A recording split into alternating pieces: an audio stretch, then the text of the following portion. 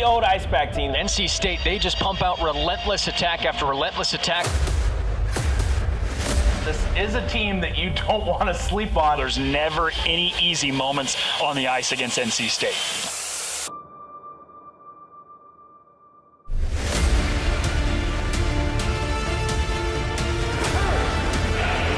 NC State with the goal.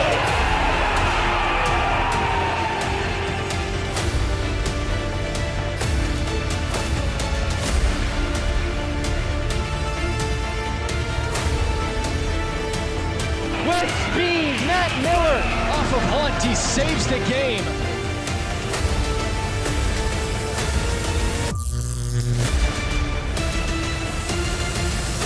Let's go!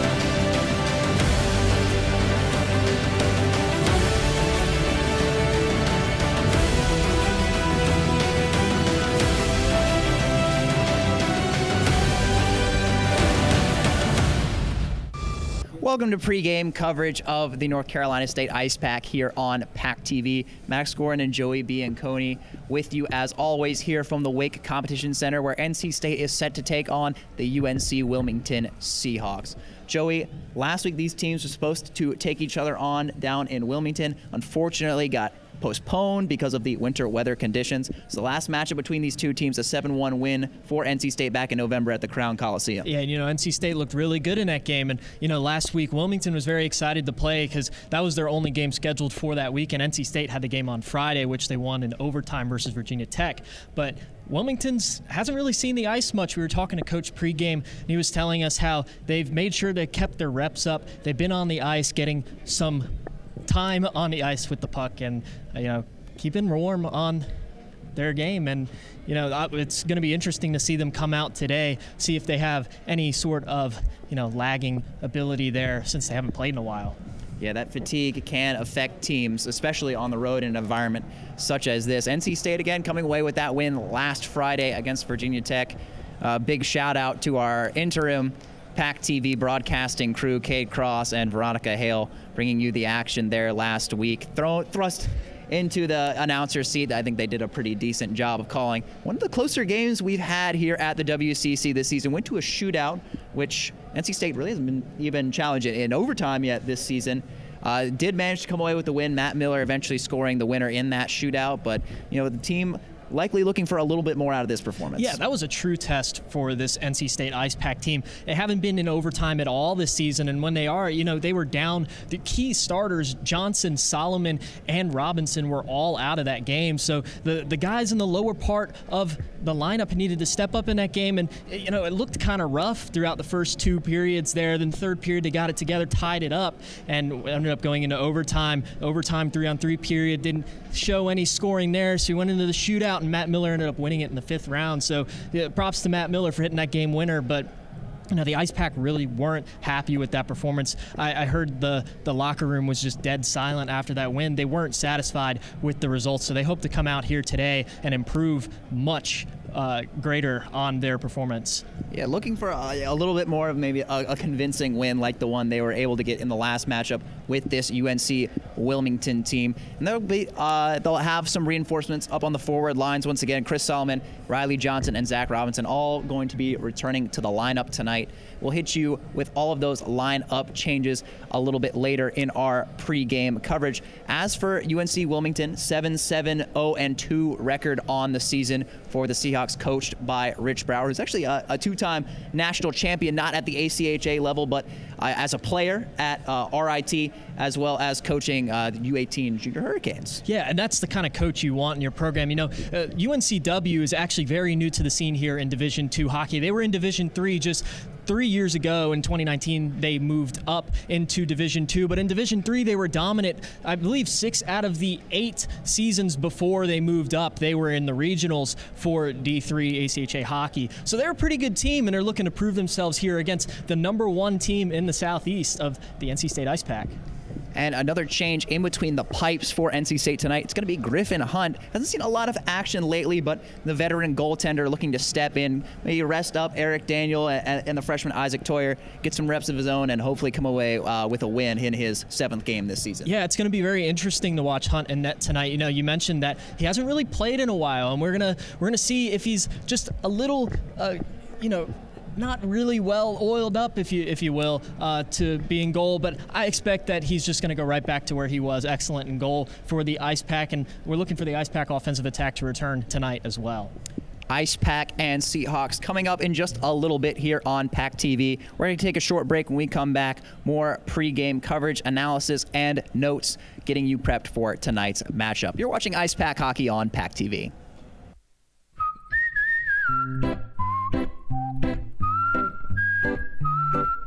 At Potbelly, everything you find is a little bit happier, sweeter, fresher, groovier, and yummier. Why? Because at Potbelly, we know it's never enough to just eat lunch. You gotta feed your smile. Swing by for our new turkey club, handcrafted to make you smile. Locally owned and operated by an NC State graduate, the Red and White Shop is your source for all things NC State. Just off campus in the Ridgewood Shopping Center at 3526 Wade Avenue, the Red and White Shop has everything the NC State fan needs. Sporting goods and memorabilia, your favorite NC State team apparel, tailgating essentials, Icepack gear. A proud sponsor of the NC State hockey team, a percentage of all Icepack sales go back to the team. Stop by today or visit us online. The Red and White Shop.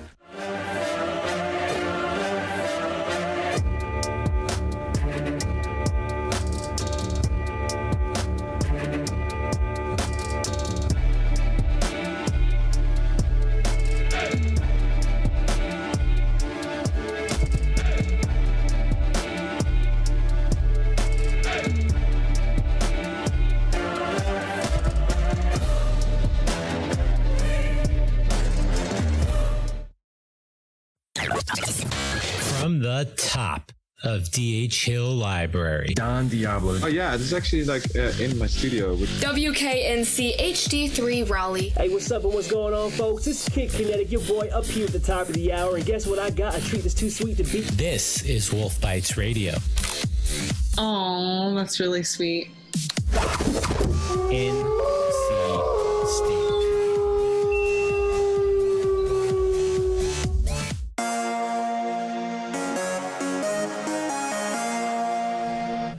Welcome back to pregame coverage of the NC State Icepack here on PackTV. NC State just minutes away from taking on the UNC-Wilmington Seahawks for the 2nd time this season, looking to improve on their already fantastic campaign here and moving forward into ACCHL play. Again, NC State last week winning 4-3 in the shootout against Virginia Tech, 19-2 on the season, 19-1 against Division II competition, and they're just looking to build that resume up as they continue the march towards regionals and maybe straight past regionals, even automatically right to nationals, Joey. Yeah, that's going to be their goal. I mean, they made it to nationals last year and lost a heartbreaker to UMary, and they've only been on the climb for the last few years, so they're looking to win nationals this year. That it would be a failure for this program if they came up short again.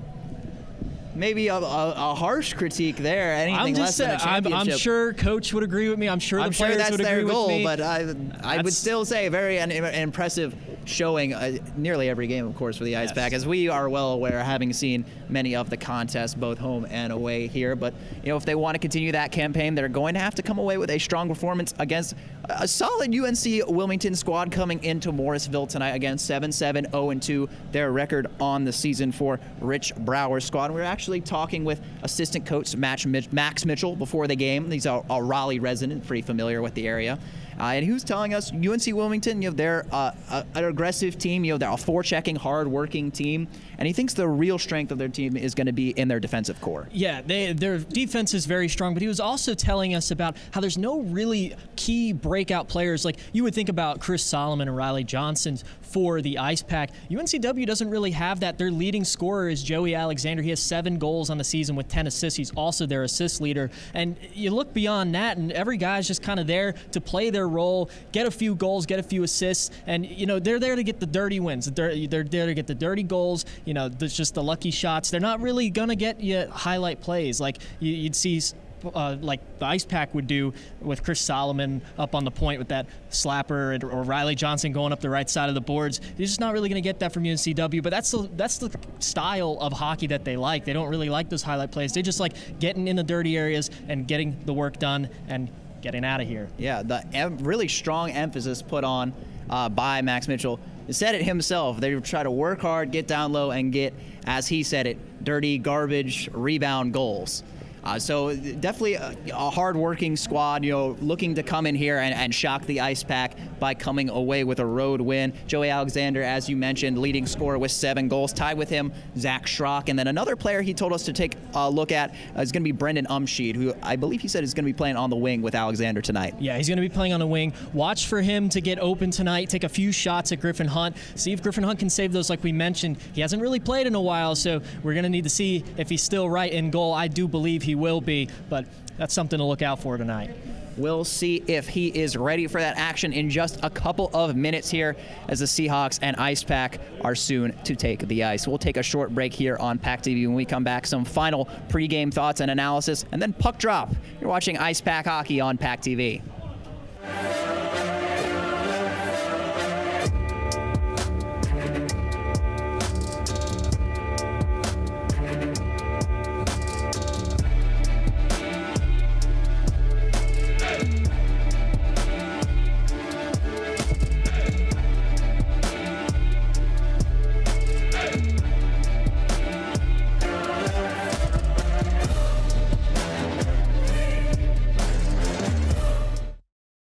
Locally owned and operated by an NC State graduate, the Red and White Shop is your source for all things NC State. Just off campus in the Ridgewood Shopping Center at 3526 Wade Avenue, the Red and White Shop has everything the NC State fan needs. Sporting goods and memorabilia, your favorite NC State team apparel, tailgating essentials, Icepack gear. A proud sponsor of the NC State hockey team, a percentage of all Icepack sales go back to the team. Stop by today or visit us online. The Red and White Shop. From the top of D.H. Hill Library, Don Diablo. Oh yeah, this is actually in my studio. WKNC HD3 Raleigh. Hey, what's up and what's going on, folks? This is Kid Kinetic, your boy up here at the top of the hour, and guess what I got? A treat that's too sweet to beat. This is Wolf Bites Radio. Oh, that's really sweet. NC State.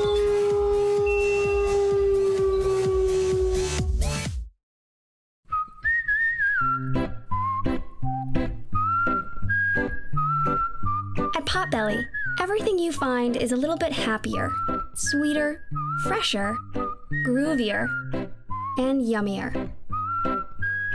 Why? Because at Potbelly, we know it's never enough to just eat lunch. You gotta feed your smile. Swing by for our new turkey club, handcrafted to make you smile.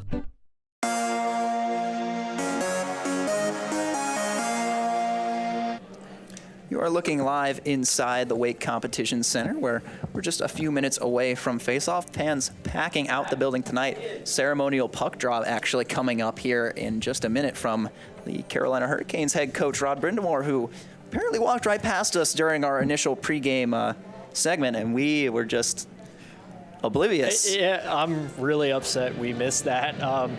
He's such a great coach in the NHL. He's going to be coaching the All-Star game in the NHL coming up here pretty soon, taking with him Sebastian Aho and Frederick Anderson. So it's just a really exciting opportunity for this Icepack team to have him here and give that pregame speech in the locker room. He's going to be dropping the puck here. So just a wonderful opportunity for this team. Yep, Coach Brindamore briefing the Icepack and getting them readied up for tonight's matchup. Should be a pretty good source of inspiration, if you ask me, but we'll have to speak with some of the players and see what they thought about it during the first intermission. You can see the lights coming down now as the players take the ice here at WCC. We mentioned we would brief you on the NC State's lineup changes tonight, and we'll do that now. Reuniting on that first line, Chris Solomon, Parker Zarek, and Riley Johnson. Johnson and Solomon back after being absent from last week's contest with Virginia Tech.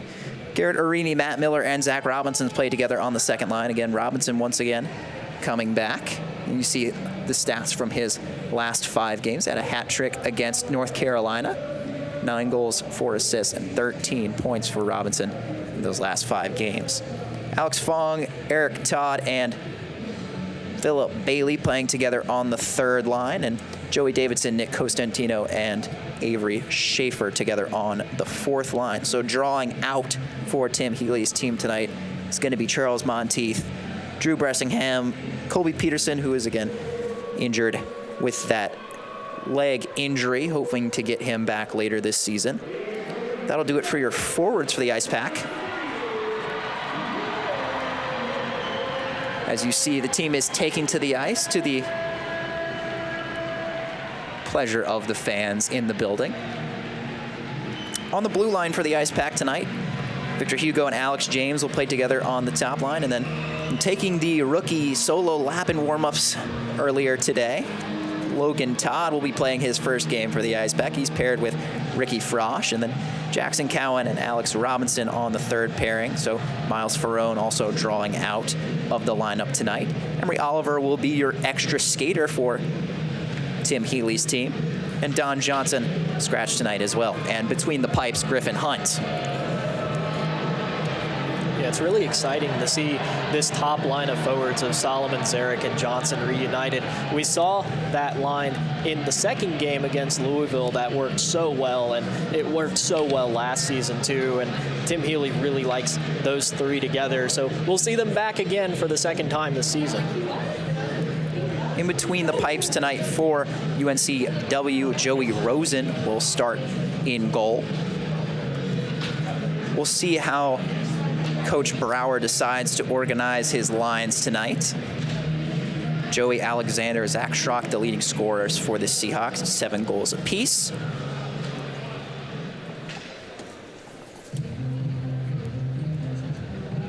A hush full of anticipation falls over the WCC crowd here as we're just about to get things squared away for our pregame ceremonies.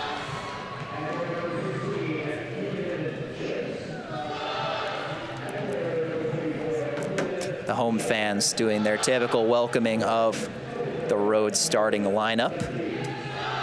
Speaking of the fans, this is an incredible show out tonight. This is as full as I've seen this place since the very first game here against Carolina. That wrapped her all the way around the boards here. What a show out. Very good crowd on hand at the Wake Competition Center tonight. The Hurricanes not having a game of their own tonight, which will allow Rod Brindamore to be in the building. We see him, he's hanging behind the scorer's table. You'll see him in a moment as he steps onto the ice, I assume at the end of the starting lineup.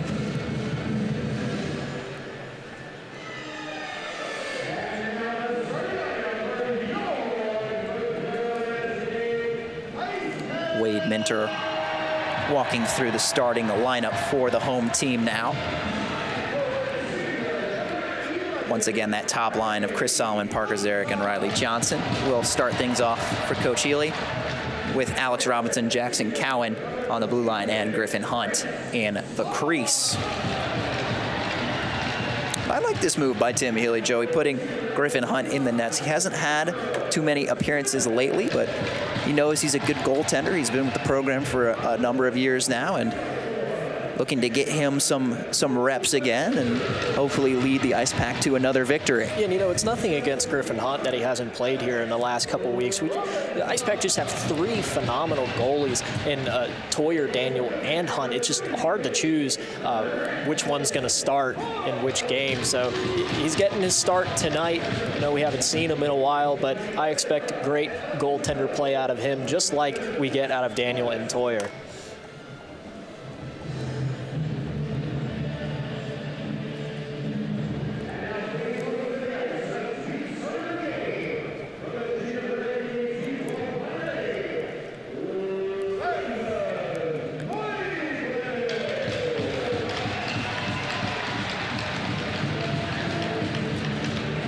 skater taking to the ice as well. Got a youth goaltender tonight.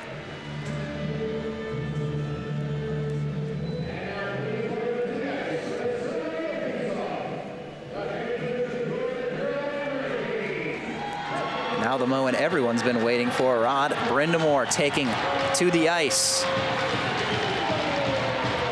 Donning his red NC State quarter zip. The home fans will enjoy that. I know you and I were wondering, Coach Brindamore, he's been hanging around the triangle for just about 20 or so years now. You have to wonder where his college allegiances lie, but so far there hasn't been any indication that they stray away from the team that plays in his own arena. You'd have to think the Icepack and the Canes have a pretty good connection. Icepack play in PNC at least once a year. The Canes' home stadium, and actually just about a few weeks ago, the Icepack actually went to a Canes game there and got recognized. So that was pretty cool. They definitely have relations between the two teams, and that's really good for college hockey in itself. Getting a D2 club team into an NHL stadium is just incredible for the program. Pre-game festivities all wrapped up now. We'll turn to the national anthem here at WCC. So we'll take a short break, and when we come back, puck drop between the Icepack and the Seahawks. Don't go away.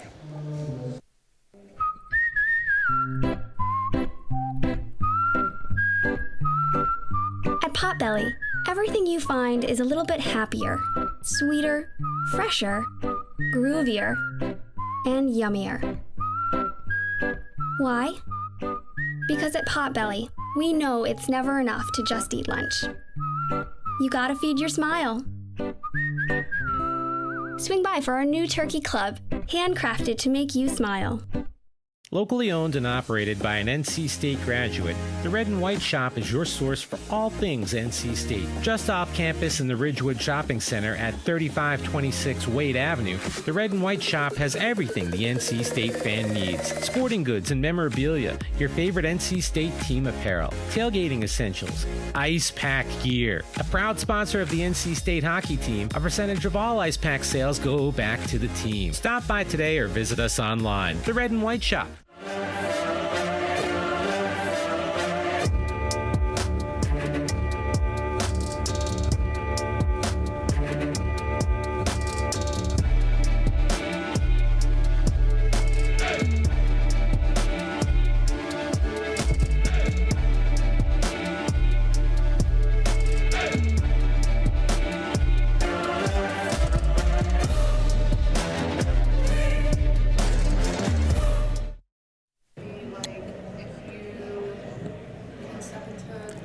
Things just about to get underway here now. Everything just about ready. Officials with a final conference, and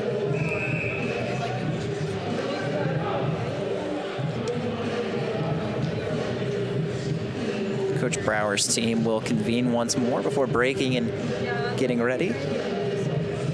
Their goaltender matchup tonight once more, Joey Rosen in between the pipes for UNCW, going up against NC State's Griffin Hunt. Hunt with 6 games under his belt this season, a 5-1 record, the 4.01 goals against, an .855 save percentage, looking to add to those stats this season. The puck is dropped, and Riley Johnson makes a move into the offensive zone, immediately loses his stick off a Seahawk body, so it's cleared out into the neutral zone. Alex Robinson with a cross-ice pass looking for Johnson. Missed him, and then hit laid by Tyler Dunphy. Looked like it may have been a little bit late, but no call from the officials. Behind the NC State net, they free it up. Get it to Solomon, who flips it ahead for Riley Johnson. Johnson through the middle. Alex Robinson with a center lane drive. Dishes it off for Johnson. Johnson tries to stop and turn, sticked away by Dunphy. Dunphy chasing after the puck now. Playing it ahead for Umsheed. Cross-ice pass, deflected. Chopping away at it, gets through the middle. Center ice, Alexander is stripped off the puck. Solomon will take it in on the right side now. Solomon stops, turns to the backhand. Will feed it around the net, looking for Cowan. Robinson will collect. Try to drop it off for Cowan, a miscommunication. Now Ben Venuto behind his own net. Hands it off for a teammate. Seahawks can't clear. Alexander there now. He'll flip it ahead, and they will just barely clear the zone and go for a line change. Sent in on Rosen. He'll drop it off for Bobby Brower. Seahawks trying to break it out. Icepack denying them largely at the red line so far, but now carrying it in. It's Joey Bessemer. Bessemer's shot off the pad of Hunt.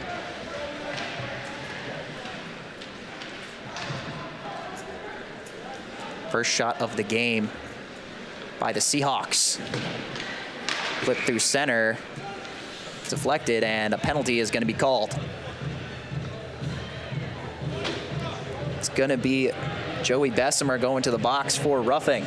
Here's the first shot of the game by UNCW there. Just a routine save for Hunt. But I was going to point out that I like the physicality so far in this game. Several big hits laid out by UNCW specifically. We had Riley Johnson pinned up against the boards right in front of us at the beginning of the game there. That should have been a little late, but Icepack will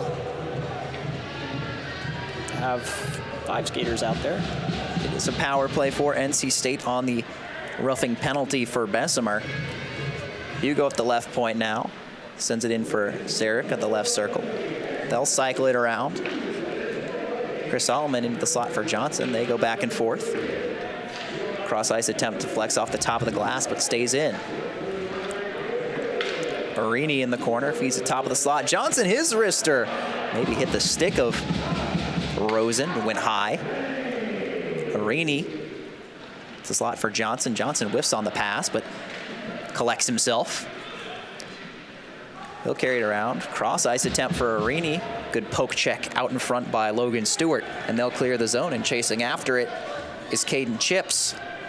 Chips going in on Hunt, but he plays it along with ease. Through the middle, Arini accidentally plays it off his own skate and gets tangled up, which will allow Chips to retrieve it for the Seahawks. Caden Chips plays it along for Brower, who will send it the length of the ice. Definitely not the start to the power play the Icepack wanted here. UNCW's cleared the zone a couple times already. You see number 24, Brendan Umsheed, against the boards there. Just not a very good start to this power play, other than the Riley Johnson shot at the beginning.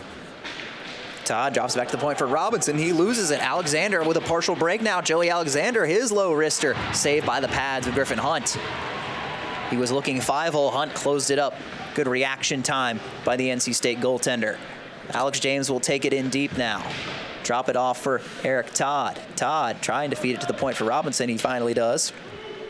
Robinson keeps it in, just gets it past Logan Colbreth.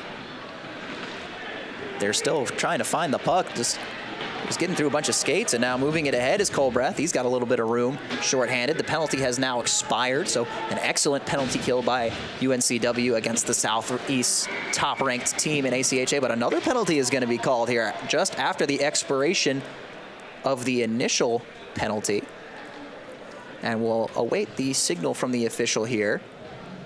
Unfortunately, that's in one of the blind spots for us here in our left-oriented commentary booth, but going to the box, it's going to be Logan Colbreth. You know, I said I like the physicality of this UNCW team coming into this game. You know, you got to be physical with this Icepack team, or else they'll put numbers, they'll put goals up on you very, very quickly. And you know, you just can't be too physical like that, especially once you have a penalty kill that expired that you did really good on killing, and you got to go right back on it, and sooner or later it's just going to wear your team out. You can't really do that against this high-powered Icepack offense. Eric Todd at the left point now. NC State's second power play. He rips a shot just wide. Robinson trying to hack at it. They still are trying to retrieve it out of a couple players' skates. Finally, it's loosened up. Robinson's got it at the point now. Alex Robinson over to Eric Todd. He tries to fire a wrister, blocked by Cameron Plants. Eric Todd tries to play the backhander. Doesn't get all of it. Matt Miller picks it up. Leaves it for Alex Robinson. Cowan in the middle for Miller. Miller played it along for Eric Todd. Todd. Maybe he's trying to feed it cross for Cowan, but miscommunicated. Todd will go off now. Robinson with some nice moves to get around the defenders. Give it off to Miller. Matt Miller gives it back to Alex Robinson. Robinson's wrister high off the glove of Joey Rosen. Couldn't find it for a second, but Icepack maintained possession. Alex Robinson with another deke. Playing it inside, down low for Solomon. His try saved by Rosen. Alex Robinson again with the puck. He's had a lot of it on this power play. Just it off for Zarek. Down low for Zach Robinson. He's tripped up. No call from the officials. Chris Solomon's got it now. Solomon handoff for Riley Johnson. Johnson makes a move. He'll double back and reassess. Arini back for Johnson. Zarek outside the left circle. Icepack changing men on and off this unit one at a time. Now Hugo comes on. Zarek at the left point. Power play is expiring. Down low, Arini for Johnson. Solomon couldn't get it past the last defender. Cam Trainer with the block. Full strength, both teams now. Riley Johnson, backhand sidestep around a defender. Solomon, top of the right circle. He'll fire a wrister, save by Rosen. It's loose out in front. They're hacking away at it. Johnson will come up with it. Tried to make a nice move with a between the legs pass and lost control. Here comes Joey Bessemer with a deke of his own. Inside, outside, his wrister deflected away by Victor Hugo. Some nice moves from both sides so far and a couple good chances, but no goals coming yet. Another deke in the middle by Zach Schrock, and another move to the backhand trying to get around Hugo, but he loses it out in the corner. He'll leave it off for Stewart. Stewart will send it in deep. There's Bessemer. Bessemer looking to give it back to Stewart. It was sticked away, but Levy will send it in. Philip Bailey will intercept for the Icepack. Philip Bailey now still trying to lose those yellow skate laces and score his first goal for NC State. Look, his flipped high will just barely stay in. Looked like it might have gotten into the UNCW bench, but not so. Fong with a deke to the backhand. He tries to feed it ahead for Emery Oliver. Getting it in deep is NC State. Bailey playing it along. Nobody home there for NC State. Terrence Grant will play it ahead for the Seahawks, but not clear. Levy across for Stewart. Stewart up through the middle looking for Schrock. He'll just chip it in, and UNCW will go for a line change. You know, I really like how UNCW is playing so far, other than the 2 penalties, of course, but they're playing really aggressive, and the Icepack just look kind of lost right now. They're not really in their element, in their game. They're not playing their game they want to play. And UNCW, you know, we heard pregame, they're just a band of guys trying to get a win. Like, that's what they're here to do, and they seem pretty focused on that right now. Getting a few shots in on Hunt that look pretty dangerous, and you know, killing off those 2 penalties can definitely give you some momentum, especially not even allowing more than 4 shots on those power plays combined for the Icepack. So just an overall pretty good job, like I said, other than the penalties by UNCW. So that puck immediately flipped just over the glass and out of play. So they'll reset things. But yeah, very impressive play from UNC-Wilmington so far. You know, don't love to take the penalties, but they have been aggressive. They play with a lot of speed and physicality, and they have really gotten the Icepack off their element early. Now, we know Coach Healy, you know, he's not satisfied when NC State has these slower home starts. So we'll see if they're able to adjust to that and get things rolling. Faceoff is won by UNC-Wilmington. Played on around behind the net. Bessemer will pick it up. Back to the point. Wrist shot gets in on Hunt, but he'll swallow that up. Screen shot by Dunphy was not a problem for the netminder. Now a little skirmish. You know, I definitely feel like UNCW is playing with a chip on their shoulder, if you will, from the last game where they lost 7-1 in dominating fashion by the Icepack. And you just got to think, when teams normally come into the weight competition center like this, you do see strong play from them in the first period. But, you know, once the game starts going on a little longer, Icepack just has so much more like speed in the second and third period specifically than other teams. So we're just going to have to see as this game goes on if they can keep up that intensity throughout most of this game. And if they do that, I believe they can come out of here with a win. And Bessemer's actually going to come away with a penalty from that skirmish just off to the side after that play was over. So the Icepack with their third power play of the game already, just 8 minutes and 6 seconds into this one, the second penalty for Bessemer in this contest. Icepack looking to get on the board early with their third power play here, 0 for 2 so far.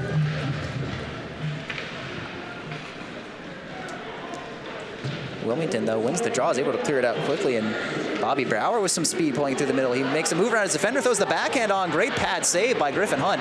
Oh, fantastic individual effort by Bobby Brower, but wasn't able to convert on that one. Good job by Solomon there to also clear the puck away, because there was another skater bringing some danger on Griffin Hunt. He was already on the other side of the net. There would have been no way he'd be able to save that. You almost can't tell these guys are shorthanded when they take a penalty. They have been aggressive as ever on the forecheck, creating chances on the penalty kill. Here comes Riley Johnson down the right side. Johnson makes a move around, tries the wrap around, but can't quite stuff it, and it's sent the length of the ice once more by UNCW. And you shout out to Brendan Umschied there. He had a big hit on Johnson in that initial rush of the power play. And you know, not many teams have been able to solve the riddle of this NC State power play. Normally a group that comes out and they're very good, they'll score a lot of goals for you. And so far UNCW is just enforcing their dominance on the penalty kill, and Icepack just have no answers for them. In the middle, Solomon will fire a wrister, blocked by Benvenuto. UNCW playing with a lot of heart, a lot of energy so far. Cross-crease pass for Zarek, his shot scores! A wicked wrister from Parker Zarek on the power play. He beats Joey Rosen short side, and the Icepack get on the board first. Just a well-placed goal there by Parker Zarek. Of course, right after I say they didn't have any answers on the power play, but Parker Zarek going to prove me wrong once again. Take a look at this. Just a beautiful pass there by Hugo, and Zarek will take it from the left side on the circle and put it to the left side of Joey Rosen. And Joey Rosen, I was going to mention this earlier, but he doesn't look very comfortable in net right now. He's moving around a lot, and a lot of those high danger pucks that come towards him, there's been a little bit of a shakiness to him while he's trying to save it, and some of those pucks have just gone in some pretty dangerous situations. Pad save from Hunt there. UNC-Wilmington looking to quickly respond after getting beaten on that Icepack power play. That shot saved by the glove of Griffin Hunt from Shane Mosher. And that goal that Parker Zarek scored will be his 16th of the season. And it's just a wonderful player that we've seen all the season. And, you know, he's on this top line like we've been talking about, Solomon, Zarek, and Johnson, and it continues just to work very well. Face-off won by the Icepack in the defensive zone. Halfway through the first period here from the Wake Competition Center.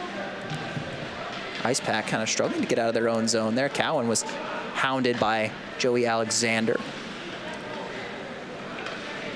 Chipping it ahead, goes off a skate. Cowan with it now, is able to feed it through the middle, and now Robinson with a little bit of space. Robinson, he's got teammates with him, feeds it across, pass. Oh, nearly a great tic-tac-toe goal for Matt Miller, but they couldn't quite convert. And that was going to be knocked down by a high stick of a Seahawk, and that'll be a stoppage. What a goal that would have been. If just, I believe the puck just got stuck on the crossbar there just a little bit. If Miller was just a little earlier on that swing, it looks like he would have got it in, but just went straight by him. And another prime opportunity for the Pack there that's kind of looked dry. Even after that Zarek goal, UNCW was putting some pretty good pressure on them in their own defensive zone. And if I'm Coach Tim Healy here, I mean, ignore the Zarek goal. Icepack really just haven't looked great so far in this matchup, just halfway through this first period. Offensive zone draw. Robinson picks it up, but is quickly shouldered off of it by Benvenuto. Puck is going to be sent deep into the Icepack zone. Giving chase is Bessemer, but it's poked away. NC State's coming up with it now. But a great play by Schrock to steal it. Schrock tries to make a move to the backhand, loses control. Fed through the middle Icepack take it away. Arini's going to have a break. Arini one-on-one with the goaltender. He fires a wrister and scores! Garrett Arini left all alone, fires it over the glove hand of Joey Rosen, and the Icepack lead 2-0. Just a complete defensive breakdown there on UNCW, and that's due to their massive forecheck that we were talking about. Everybody's playing up, and Arini just sneaks behind the defense, left all alone, and Joey Rosen just not able to come away with that save. Arini will put it over his glove, and that's just a great goal there by Arini, not panicking in the situation and putting the puck where it needed to be. Arini actually fed that one under the glove hand. You could see Rosen squeezing the glove hand, open and close on the replay, frustrated that he wasn't able to come up with that one. So 2-0 is the score. Seahawks trying to stop things from quickly spiraling here in this road contest. Their effort has been fantastic so far, and they are even generating a couple of chances, but we'll see if they're able to maintain that same energy with their backs against the wall here early. Garrett Arini's 8th goal of the season on the breakaway. Wrister well placed under the glove of Joey Rosen. Coming up the left side, Shane Mosher now. Mosher takes a hit from Eric Todd.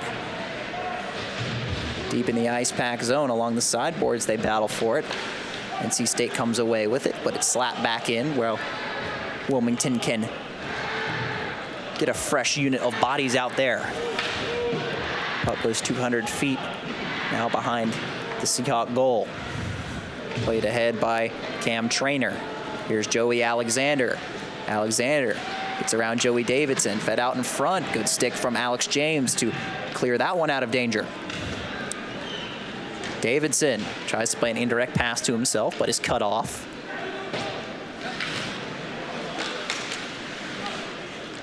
A little back and forth here in the neutral zone before the white jerseys pick it up. Avery Schaefer on the left side feeds a backhander through the middle. Nobody home. Schaefer now in the corner. Feeds it out in front, but lots of Seahawk defenders there able to carry that one out of the way. Caden Chips now in the corner, loses control. Eventually it's played ahead to Umsheed. Umsheed will carry it over the red line and bring it in to the offensive zone. He tries to spin and pass, but is met by the Icepack defenses, and Davidson will carry it the other way.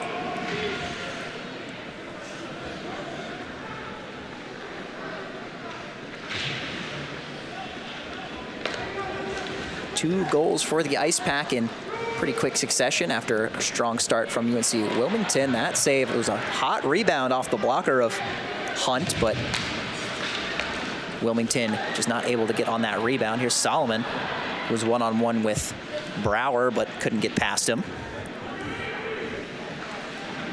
Johnson dropped back to the left point for Frosch. He fans on the pass.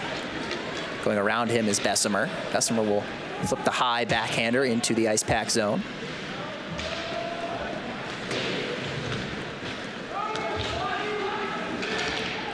Mike Bendetti now.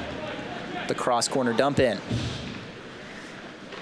Wilmington just unable to win the foot races here to establish any offensive pressure on those dump and chase situations. Another one you hear, you see Cowan there for NC State will just play it along. Riley Johnson in his own end. Alex Robinson will knock it down by center ice, and that one will be flipped in this time by the Icepack, and they'll change some bodies. Pass through the middle is deflected. Will go the length of the ice. No icing. Went off an Icepack player.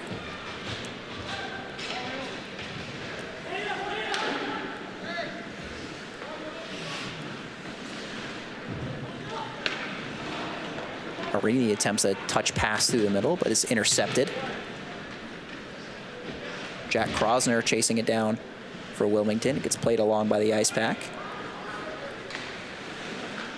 Deke attempt sniffed out by Krosner. Krosner will carry it in now. He's got a little bit of room. He'll fire a backhand just wide to the blocker side of Hunt. Hunt knocks down that flip from the corner. Miller, high flip through the middle looking for Arini. Arini tries to split the defenders, but they sandwich him in the slot and take the puck away. Pass ahead now, good move by Terrence Grant, and UNC-Wilmington was looking for a penalty there, but the officials will not oblige. I kind of agree with them on that one. That was a blatant trip and just a missed call by the officials. Puck loose in the UNCW zone. James is on it. Alex James, he's hounded by Caden Chips. Back to the point now. Low wrister by Eric Todd. Pad save by Rosen. Umsheed will reverse the play, but Hugo is there for NC State. Philip Bailey now plays it back for Hugo. Hugo's wrister, glove save by Rosen. He'll freeze it. You know, take away the goals from NC State here for a second. UNCW is just kind of shooting themselves in the foot. You know, through this period here, they've played exceptionally well. It's just these 2 goals, you know, you had the Zarek goal on the power play that most of that power play, NC State really didn't even dominate. It was just Parker Zarek in the right place at the right time and got the goal. And, you know, Garrett Arini's goal, just a breakaway defensive mess up there by UNCW. And, you know, take away those 2 mistakes, and this is still a 0-0 hockey game. NC State's not really playing to their top game right now. That one blown dead for offsides. Here the Brass Bonanza plays through the speakers of the Wake Competition Center. It's actually going to be Whalers night at PNC Arena tomorrow night for the Hurricanes as they take on the New Jersey Devils. Should be exciting, a nice little promotional night. Popular, of course, the Whalers branding, some of the most aesthetically pleasing in the history of sports. I will definitely agree with you there. They are very nice jerseys, and it's always a really good opportunity to get to a Canes game when they are wearing those jerseys. Puck sent the length of the ice, no icing, called out by the official. 3:17 to go here in the first period. Icepack with a 2-0 lead. That shot easily saved by Griffin Hunt. Hunt's played a pretty good game so far, facing 10 shots and saving all of them. I wouldn't necessarily say he's faced some very high danger shots other than the one that Solomon swept away that would have likely been a goal. But, you know, so far pretty good in this game, putting up a stellar performance. On the other end, we have Joey Rosen, who, like I said before, just kind of looks a little shaky in net. I'm sure he's going to get talked to during the intermission, but we expect to see better play from him as he makes the save right there. Quick wrister from Zarek just goes high. Levy will play it ahead for Schrock. Zach Schrock on the left side trying to feed it through the middle. Zarek takes it the other way. Zarek carrying it through the middle. He'll take to the right side, try to make a move backhand to forehand. Can't quite split the defenders.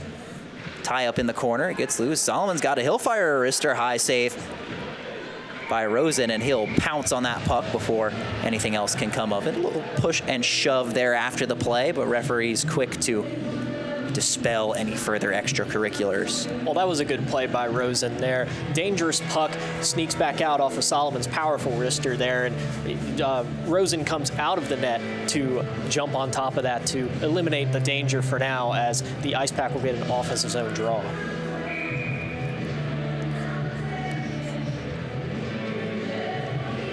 Miller facing his opposite number, Logan Colbreth, on that draw. UNC-Wilmington will come away with it and clear the zone. Sent back in so they can reset. Cameron Plants playing it along for Cam Trainer. Trainer gives it up to Arini. Arini feeds it through the middle looking for Matt Miller. Goes off a skate. Trainer will send it along for Plants. Be cleared all the way down to the NC State zone, and that will be icing.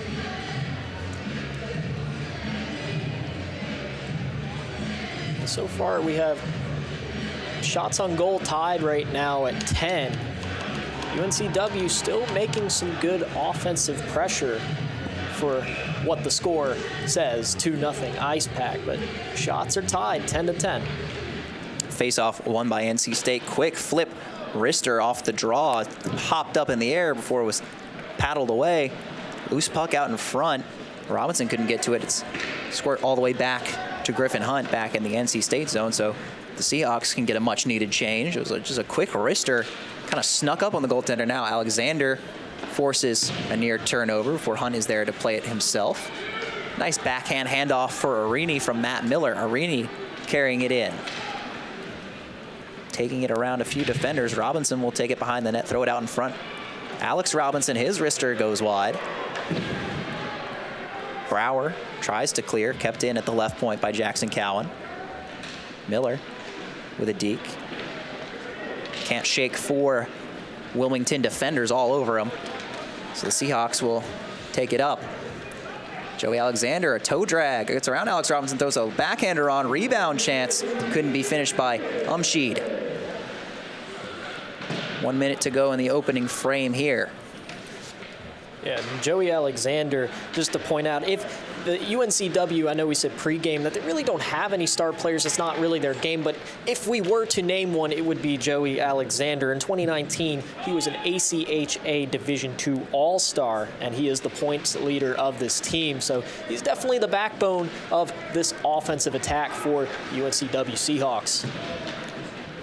Long pass swept in by Philip Bailey here in the last 30 seconds of the first period. Benvenuto flips it in. James knocked off the puck. Good hit by Bessemer. Joey Bessemer. One-time shot, toe save. Wow, what a save. By Hunt. What a save that was. And what a shot it was, too. And you know, I like the forecheck there. The forecheck coming in and almost giving Wilmington to cut this lead in half as they would go to the intermission. But very good save there by Griffin Hunt prevents the addition to the scoreboard for Wilmington, and it will remain 2-0. That is your score at the conclusion of the first 20 minutes here at the Wake Competition Center. NC State with a 2-0 lead on the backs of goals from Parker Zierich and Garrett Arini. We're going to take a short break here on PackTV. When we come back, some intermission analysis, thoughts, and interviews. Watching NC State hockey on PackTV.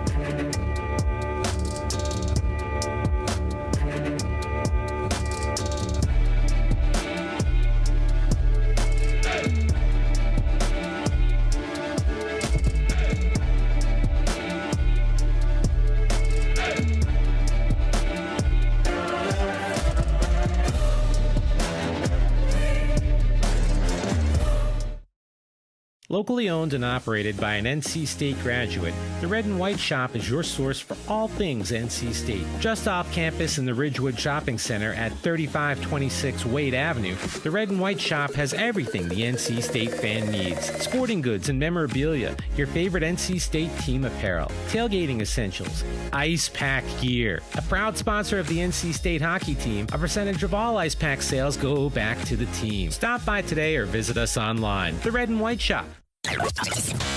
From the top of DH Library. Don Diablo. Oh yeah, this is actually like in my studio. WKNC HD3 Raleigh. Hey, what's up and what's going on, folks? This is Kid Kinetic, your boy up here at the top of the hour. And guess what I got? A treat that's too sweet to beat. This is Wolf Bites Radio.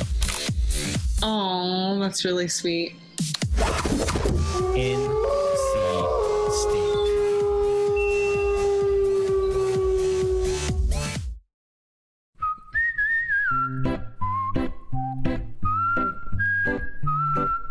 At Potbelly, everything you find is a little bit happier, sweeter, fresher, groovier, and yummier.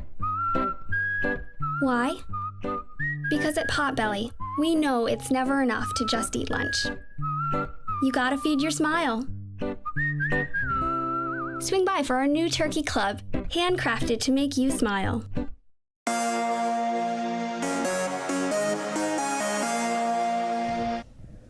Welcome to intermission coverage of Icepack hockey here on PackTV. NC State with a 2-0 lead after the first period here at the Wake Competition Center over the UNC-Wilmington Seahawks. Max Gorin and Joey Bianconi with you as always here. NC State, you know, looking decent there, but a really strong performance, good effort so far from the visitors. Yeah, NC State kind of picked it up there in the latter half of that period. But yeah, an overall pretty good performance there by UNCW. A couple costly penalties that they had towards the beginning of that period, but I love their forecheck, like we talked about pregame. That's what their game is, and that's what they want to play to. And I think they've done a pretty overall good job at that, other than the defensive breakdown that led to the Garrett Arini goal. That was just pushing the forecheck a little too far. But other than that, I thought they played pretty good.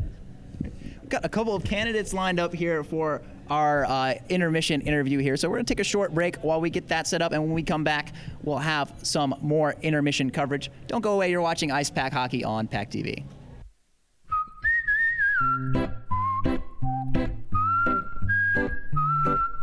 At Potbelly, everything you find is a little bit happier, sweeter, fresher, groovier, and yummier.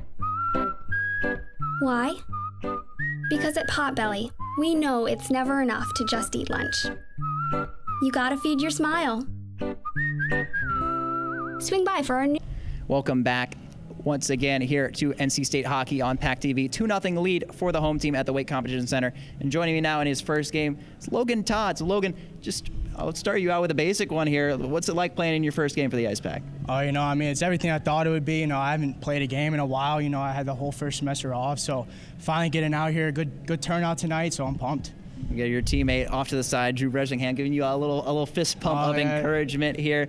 It's a great crowd on hand tonight. They actually had Ron Brindamore dropping the puck, and I know he spoke to you guys before the game. What did he say to you? What was it like getting that pregame pep talk from a head coach in the NHL? Yeah, I know it's awesome. He's an NHL coach. The Canes are a top team in the league, and he basically just told us, give it all you got all the time and never regret anything you do. So we really pumped the boys up before.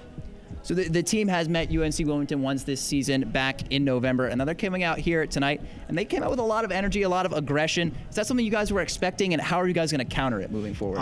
Well, we definitely thought they'd come out hard because we gave it to them last time, but we got some things on our end we need to clean up, so we're going to look to do that in a second here and really bring it to them. All right, best of luck getting your yellow skate laces off. Logan, congrats on your first game, and thanks for coming on with us. Thank you, guys. 2-0 is the score here at the Wake Competition Center. We're going to take a short break. When we come back, more post-game analysis and thoughts getting you prepped for the second period. You're watching Icepack Hockey on PackTV.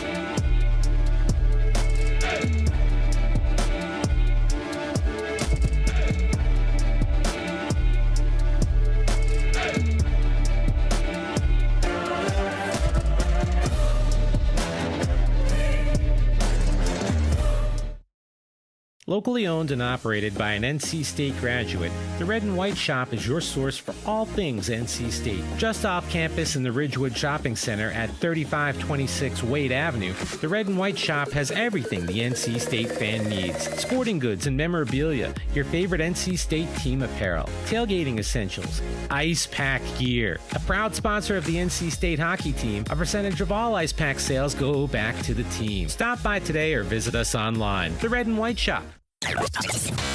From the top of DHHill Library, Don Diablo. Oh yeah, this is actually in my studio. WKNC HD3 Raleigh. Hey, what's up and what's going on, folks? This is Kid Kinetic, your boy up here at the top of the hour, and guess what I got? A treat that's too sweet to beat. This is Wolf Bites Radio. Oh, that's really sweet. NC State.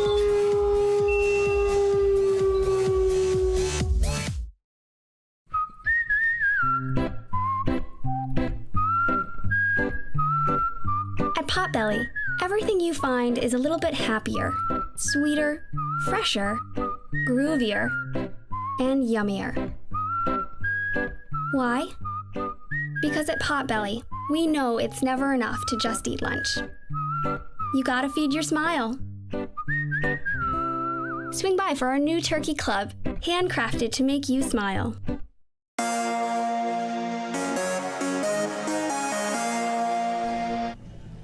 Icepack leading this one 2-0 here at the WCC over the UNC-Wilmington Seahawks. Max Gorin and Joey Bianconi with you as always, or as usual, barring inclement weather like last week. But to get back to the game here, as we mentioned, a very strong start for UNC-Wilmington. I've noticed a lot, particularly out of Joey Alexander, their leading scorer. I think he's been great at generating a lot of chances for them. And I agree with assistant coach Max Mitchell, who we spoke to before the game as well, saying that their defensive core is very deep, very talented. I saw a lot of plays being generated, particularly by their blue liners in that first frame. Yeah, definitely. I noticed a lot of forced turnovers in the offensive zone by the Seahawks. Excuse me. Icepack just didn't really have a lot of puck control there, and that's not something Coach Healy or the players are going to want coming out in this second period. They might be up 2-0, but like I said, this is one of the more I would say weaker performances we've seen in the first period of this building so far. Like I said, regardless of the 2-0 score, just not a lot of offense generated like we normally see from the Icepack. We had goals by Zarek and Arini, but Arini was just to defensive breakdown, like we said. Other than that, defense of UNCW has played very well, and Parker Zarek just a well-placed shot on the power play, which the Icepack really didn't even really dominate that much. It was just the Zarek well-placed shot, and that's what got to this 2-0 hockey game.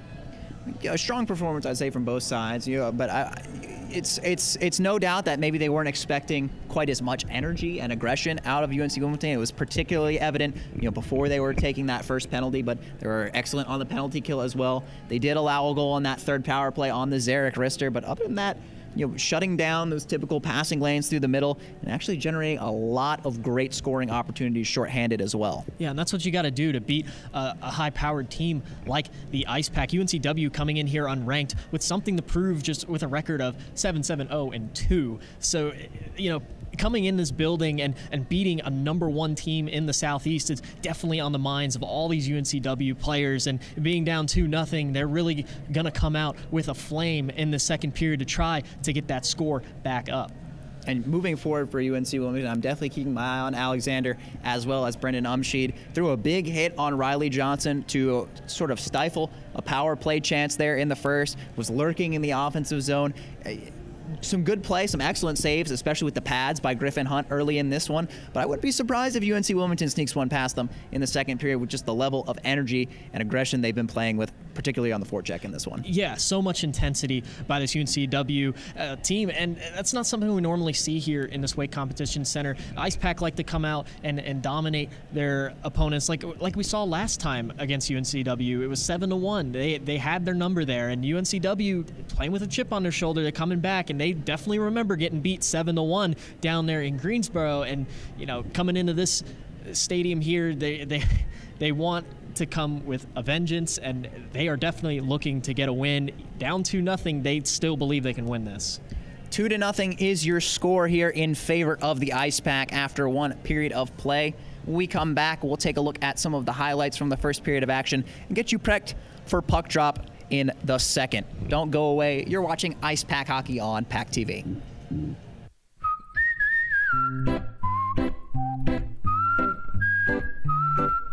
At Potbelly, everything you find is a little bit happier, sweeter, fresher, groovier, and yummier. Why? Because at Potbelly, we know it's never enough to just eat lunch. You gotta feed your smile. Swing by for our new turkey club, handcrafted to make you smile. Locally owned and operated by an NC State graduate, the Red and White Shop is your source for all things NC State. Just off campus in the Ridgewood Shopping Center at 3526 Wade Avenue, the Red and White Shop has everything the NC State fan needs. Sporting goods and memorabilia, your favorite NC State team apparel, tailgating essentials, Icepack gear. A proud sponsor of the NC State hockey team, a percentage of all Icepack sales go back to the team. Stop by today or visit us online. The Red and White Shop.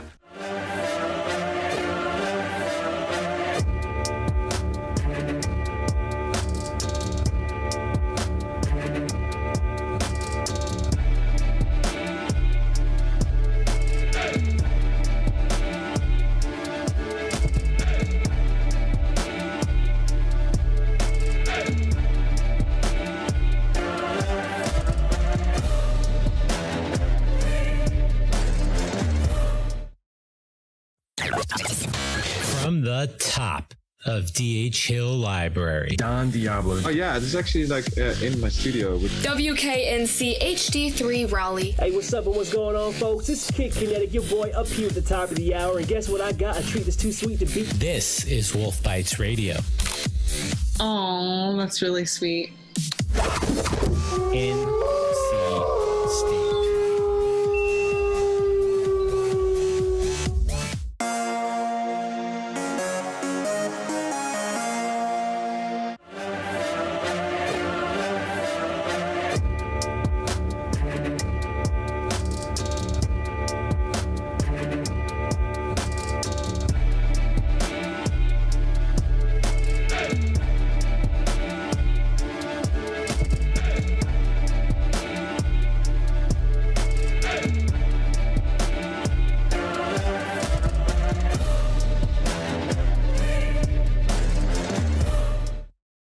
Locally owned and operated by an NC State graduate, the Red and White Shop is your source for all things NC State. Just off campus in the Ridgewood Shopping Center at 3526 Wade Avenue, the Red and White Shop has everything the NC State fan needs. Sporting goods and memorabilia, your favorite NC State team apparel, tailgating essentials, Icepack gear. A proud sponsor of the NC State hockey team, a percentage of all Icepack sales go back to the team. Stop by today or visit us online. The Red and White Shop. From the top of D.H. Hill Library. Don Diablo. Oh yeah, this is actually like in my studio. WKNC HD3 Raleigh. Hey, what's up and what's going on, folks? This is Kid Kinetic, your boy up here at the top of the hour. And guess what I got? A treat that's too sweet to beat. This is Wolf Bites Radio. Oh, that's really sweet. NC State. Icepack leading 2-0 after one period of action here at Wake Competition Center. As we take a look at the highlights from the first 20 minutes of action, and it was pretty wide open at first. UNC-Wilmington coming out actually generated the first shot of the game. As we take a look at that there, they were just kind of high flying all around in that first period. Caught NC State sleeping a couple of times. You see a partial break there as well for UNC-Wilmington's leading scorer, Joey Alexander. The Seahawks jumped on them early, but unfortunately took a couple of early penalties that kind of stumped their momentum, Joey. Yeah, and even at that, they killed the first penalty with ease. And going into the second one, it was kind of a little less dominant performance by that penalty kill. NC State kind of brought it back a little bit, but still not the power play performance that they wanted. But like we said, Zarek will eventually come in on the power play and net the first goal of the game, which would put NC State up 1-0. Yeah, but UNCW, they were, especially with their stick handling, is another move there you see from Joey Bessemer, but it wasn't just one or two players. It seemed like up and down their roster, players were making moves to get themselves open all over the ice, through the neutral zone, offensive zone. Didn't really matter. We saw that from both teams as well. A couple of nifty moves going both ways.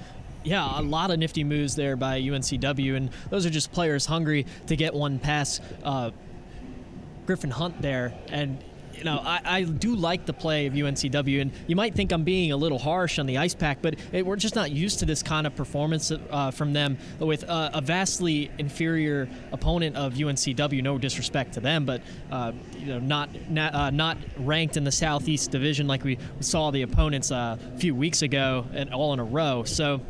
Not the performance that the team wants, that the coach wants, but I'm sure they will come back in the second and third period and light it up a little more.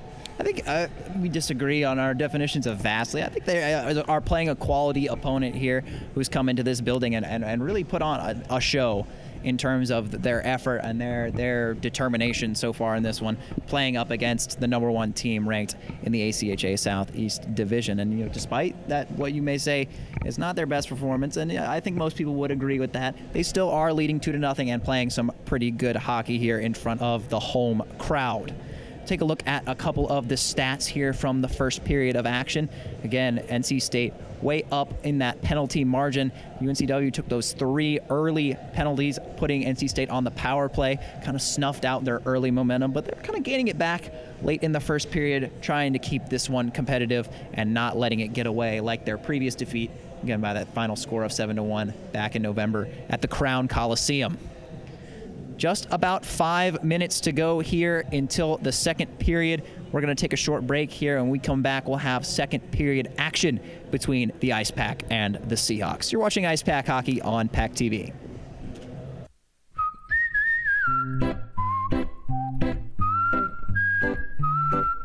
At Potbelly, everything you find is a little bit happier, sweeter, fresher, groovier, and yummier. Why? Because at Potbelly, we know it's never enough to just eat lunch. You gotta feed your smile. Swing by for our new turkey club, handcrafted to make you smile.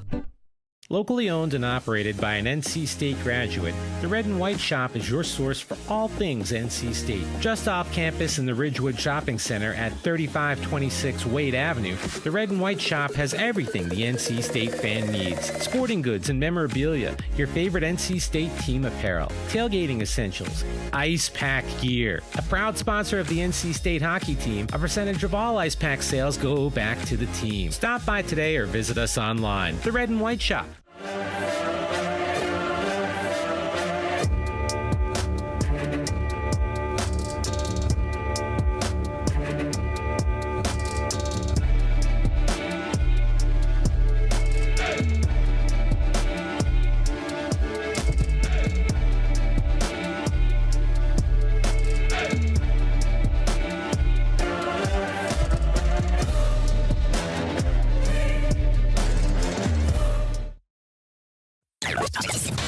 From the top of D.H. Hill Library, Don Diablo. Oh yeah, this is actually like in my studio. WKNC HD3 Raleigh. Hey, what's up and what's going on, folks? This is Kid Kinetic, your boy up here at the top of the hour. And guess what I got? A treat that's too sweet to beat. This is Wolf Bites Radio. Oh, that's really sweet. NC State.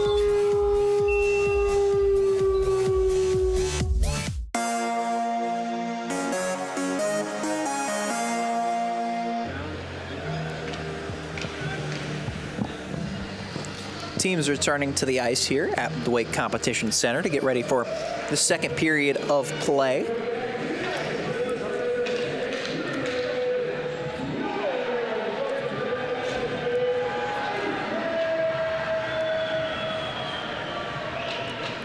Two to nothing is the score after 20 minutes. Goals by Parker Zarek on the power play and the breakaway from Garrett Arini gotten us to where we are now.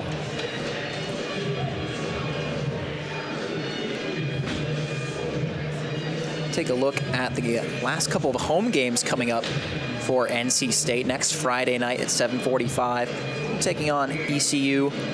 Then the week after that, Friday, February 11th, they'll be taking on the West Virginia Mountaineers here on PackTV and WRAL Sports Plus. So the home slate winding down after another great season from Tim Healy's Icepack. 19-2, 19-1 against this Division II competition. 5-0-1 in the ACCHL, as that league does not recognize shootouts. So that one goes down as a tie on the record for ACC purposes, but have to imagine so far this season, NC State will likely be the top seed in the ACCHL, the way they've been playing. Yeah, that's so exciting for this program to be able to have a good shot this year to go back to nationals. And you know, they went last year, like as I mentioned, pregame lost to UMary, and they look to get a little bit further in the nationals tournament this year. And just with a few games remaining here on the schedule, they're definitely looking to make an impact as the second period's underway. Solomon takes a quick shoulder from Tyler Dunphy, trying to set the tone early in this one. The Seahawk captain, Joey Alexander, plays it ahead. A lot of speed in defense. Coming up from the defensive position, Dunphy fired a wrister into the shoulder of Griffin Hunt for a quick chance to start out this second period. Long flip in on Rosen is knocked down with the glove. Wilmington looking to get a quick response after trailing 2 goals after the first period. Played ahead by Caden Chips. Wilmington getting a quick change, trying to keep their legs fresh here. Likely looking to put an emphasis on their speed here and get on the board early before they tire out. Alex Robinson playing it along for Cowan. Cowan has Bessemer all over him. Bessemer grinding to get that puck. He does control it now in the corner, pinning it to the boards. He's got Benvenuto with him. It squirts out. Robinson will take it. Backhand flip ahead for Arini. Heavy touch from Arini. Sends it into the corner. Arini takes it away. Sidesteps Logan Stewart. Feeds it through the middle for Eric Todd. Todd drops it for Hugo.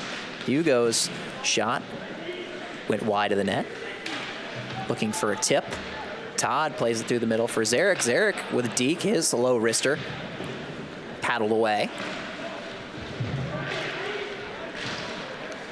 Wilmington hacking away at it. Can't clear. Still trying to get it out. They finally do. Levy ends up behind him where Stewart will pick it up and carry it in for the Seahawks. His wide shot. Lively pad save from Griffin Hunt. Zach Schrock through the middle. Shot by Bendetti. He took a hit while firing that one off. It trickles into the corner. Stewart sending it all the way around. Alex James gives in the middle for Zarek, but he's converged upon by some dark blue unis. Good poke check from Riley Johnson to create a turnover in the offensive zone, but it's taken right back by Bendetti. They're battling for it in the corner. Johnson comes away with it. A little spin. Deke around the defender, tries to fire a shot. Defended well by Bendetti.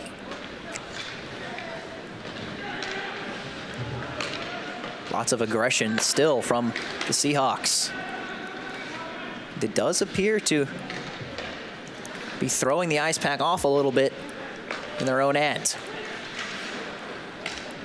That one sent in will go just wide of the cage, the outside of the net. Frosch sending it ahead for Zach Robinson. He gives it to Alex James. James is poke checked through the middle, but perhaps a miscue. Poked ahead. Mosher couldn't get a shot on. But they're creating a lot of chaos in the Icepack end. Centered for Jack Krosner. From outside the circle, they fire one on, easily handled by Hunt. Here's Terrence Grant, getting ahead for Krosner. Back to the point.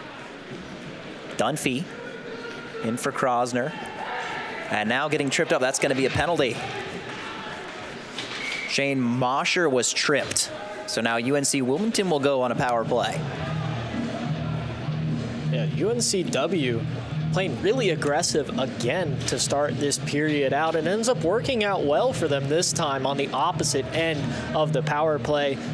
They'll be going on their first of the game, and you got to love the way they started that period there, just like they did in the first. A lot of pressure on the Icepack. The Icepack at the beginning of this period looked like they were doing a little okay. They had some offensive zone pressure there, but UNCW responded and pretty much dominated puck possession there for the last couple minutes or so, and ends up forcing an Icepack penalty.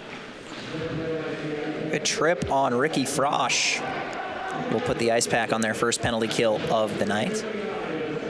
A pretty efficient penalty kill at that, but UNC-Wilmington coming on strong to start out this period, looking to cut this deficit in half with a goal.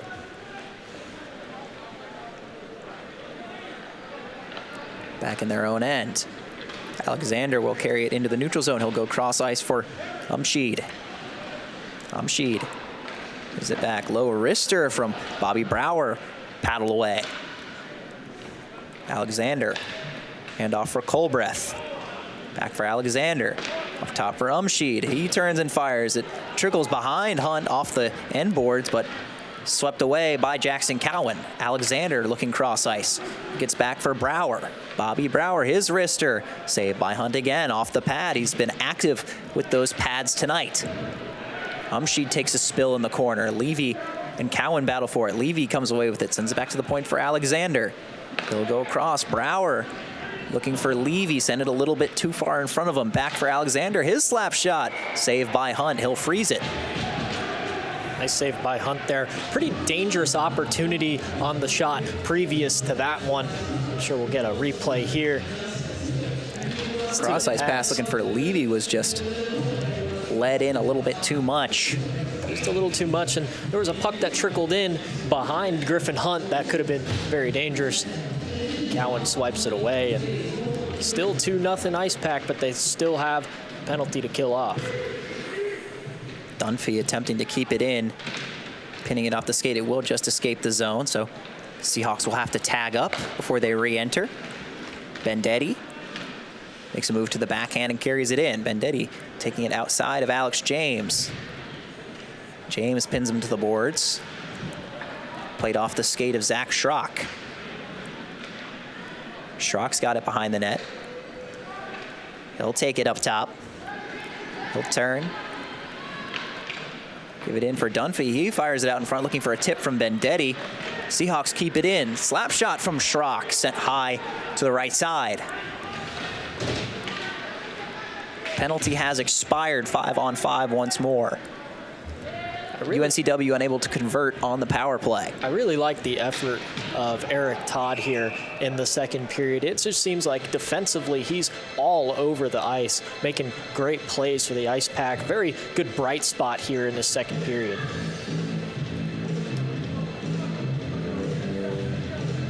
Icepack tried to send that one.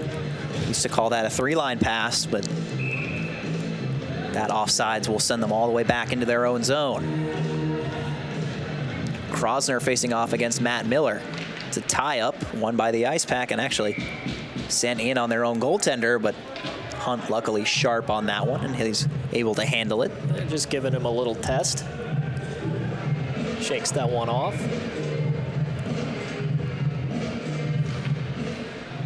Face-off one-timer from Trainer goes just wide. Didn't seem like he got all of that. Maybe a little knuckler from the Seahawk defenseman, but couldn't put it on net. Come all the way in on Hunt. He'll play it on the backhand, looking for Frosch. Mosher battling for it for the Seahawks. Comes away to Arini. Arini plays it over for Logan Todd. Logan Todd in his first game since ahead for Arini. 3-on-2 for the Icepack. Arini across for Chris Solomon. Solomon will stop, take it to the top. Fire wrister wide to the left. May have been deflected on the way through. Matt Miller leaves it for Arini. Arini has to take it around a sliding Jack Krosner. Gets back to the point. One-timer save by Rosen. Icepack still with possession of the puck. Here's Matt Miller in the slot. His wrister scores! Matt Miller with a little bit of time and space. Fires one from just above the left hash mark. And the Icepack extend their lead to 3. The man who saved the game last week for the Icepack gets his name on the score sheet in the second period in this one. And what a beautiful shot it was. Goes top shelf over the goalie there. Just an amazing shot. We'll see a replay here. It's a nice pass out to him. We're left wide open across the middle of the ice there. The UNCW defense caught sleeping, and Matt Miller makes a pay for it. 3-0 Icepack. 12th goal of the season for Matt Miller, number 12. Quick slapper from the right point, blockered away by Griffin Hunt. Costantino tried to feed it around the defender for a break. Couldn't connect on that one. Looks like the lines may have been put in a little bit of a blender by Coach Healy. Saw Solomon out there with Miller and Arini, I believe, on that last goal. They usually do get thrown in a blender most games. That's another shot on goal there. But, yeah, I mean, if certain players work well, why not change it, you know? Obviously, through that first period, Coach Healy didn't really like what he saw out of his team, and he made some changes, and look at that, Icepack on the board early in this one. Tie up in the corner. Fong's got it for NC State. Tyler Dunphy behind his own net tries to make a play. Bounce off the boards. Fong will retrieve it, but quickly lose the handle. And now Joey Alexander building up some speed through the neutral zone. Joey Alexander's shot deflected wide. Alexander battling with Fong. He's a big body out there for Wilmington. Some size and some skill. Strong hit laid by Zach Schruck there. Still trying to set a physical tone. Another hit laid by Cowan. Back on Schrock. Puck is loose. It's going to get stuck on the side of the goal, but they'll play it along and out of the zone. It's going to go all the way back down into the Wilmington zone for icing. Well, yeah, I mentioned Eric Todd earlier about his outstanding defensive play so far. And you'll see him right here. Closes the gap on the puck. A very dangerous pass that could have been. He just cuts it off. It's Joey Davidson with the takeaway, and then a big hit laid on him by Schrock, and then Cowan came back to his teammate's defense, responding with a hit of his own a few seconds later. Zarek wins the draw against Logan Colbreth, and there's a tie-up in the corner. They're digging away at that, but it is pinned. Actually, Vendetti is able to free it up. Deflects off a skate to Kyle Levy. He'll send it in for Siggins. Siggins' return pass cleared out by Eric Todd. Puck will flip up and into the NC State bench. 10:49 to go here in the second period. Icepack just extended their lead to 3-0 on the Matt Miller goal.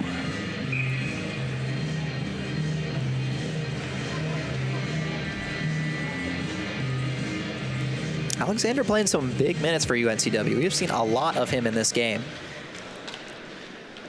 Coach Brower relying on him to generate some offense. Here comes Riley Johnson off the jaw. Johnson tried to go inside outside on the defender, but couldn't make the final move to get around him. Kyle Levy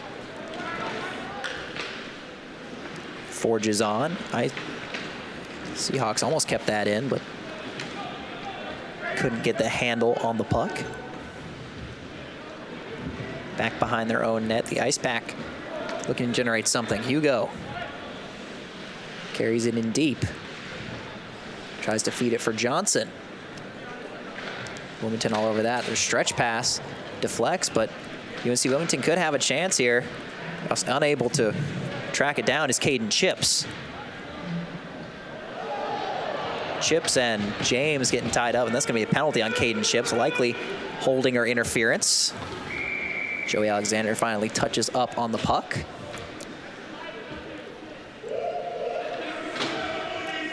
Alex James wasn't really happy about that one.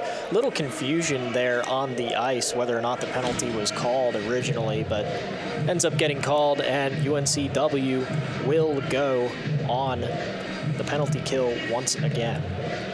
Caden Chips with the hold, so he'll sit for 2 minutes. Icepack back to the power play where they are 1 for 3 on the night. Hugo tries to play the backhand in. Solomon toe drag, can't get through. Johnson in deep for Garrett Arini. Arini back out in front for Johnson. Can't get a handle on it. Seahawks clear it.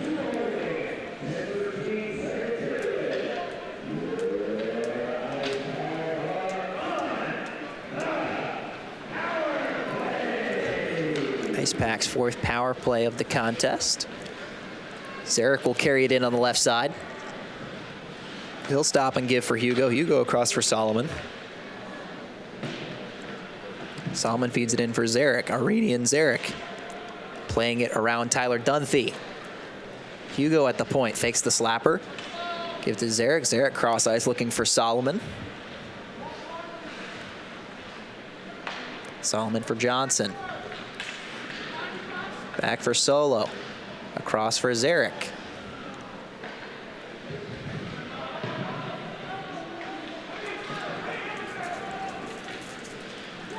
Solomon. Back for Hugo. Chris Solomon, top of the right circle. His wrister blocked. Dunphy able to get in the way of that one. Bouncing puck kept in at the blue line. Solomon in there for Garrett Arini. Arini takes it behind the net. Fires it across. Solomon was waiting on the doorstep, but whiffed on it. Solomon back in the middle now. He'll carry it in. He'll hand it off for Zach Robinson. His wrister off the shoulder of Rosen. Robinson, as the penalty's expiring, he's got it on the side boards. UNC-Wilmington in need of one more clearance, and they will get it. Unsuccessful on the power play is NC State. It bounces back into their zone. Wilmington can't seem to get a pulse on the puck here. Falling all over Caden Chips, fresh out of the box. He's still hounding the puck on the forecheck. Philip Bailey tries to flip it ahead. It's taken away by Logan Stewart. Seahawks tag up and will dump and chase. Quick turn by Ricky Frosch. His pass through the middle intercepted. Flipped ahead by Kyle Siggins, but intercepted. Bailey and Logan Todd lead the breakdown. Philip Bailey's shot goes high and wide. He'll go retrieve it outside the right circle, but can't quite stop that moving puck. Sent all the way in to the NC State zone, and that's going to be icing.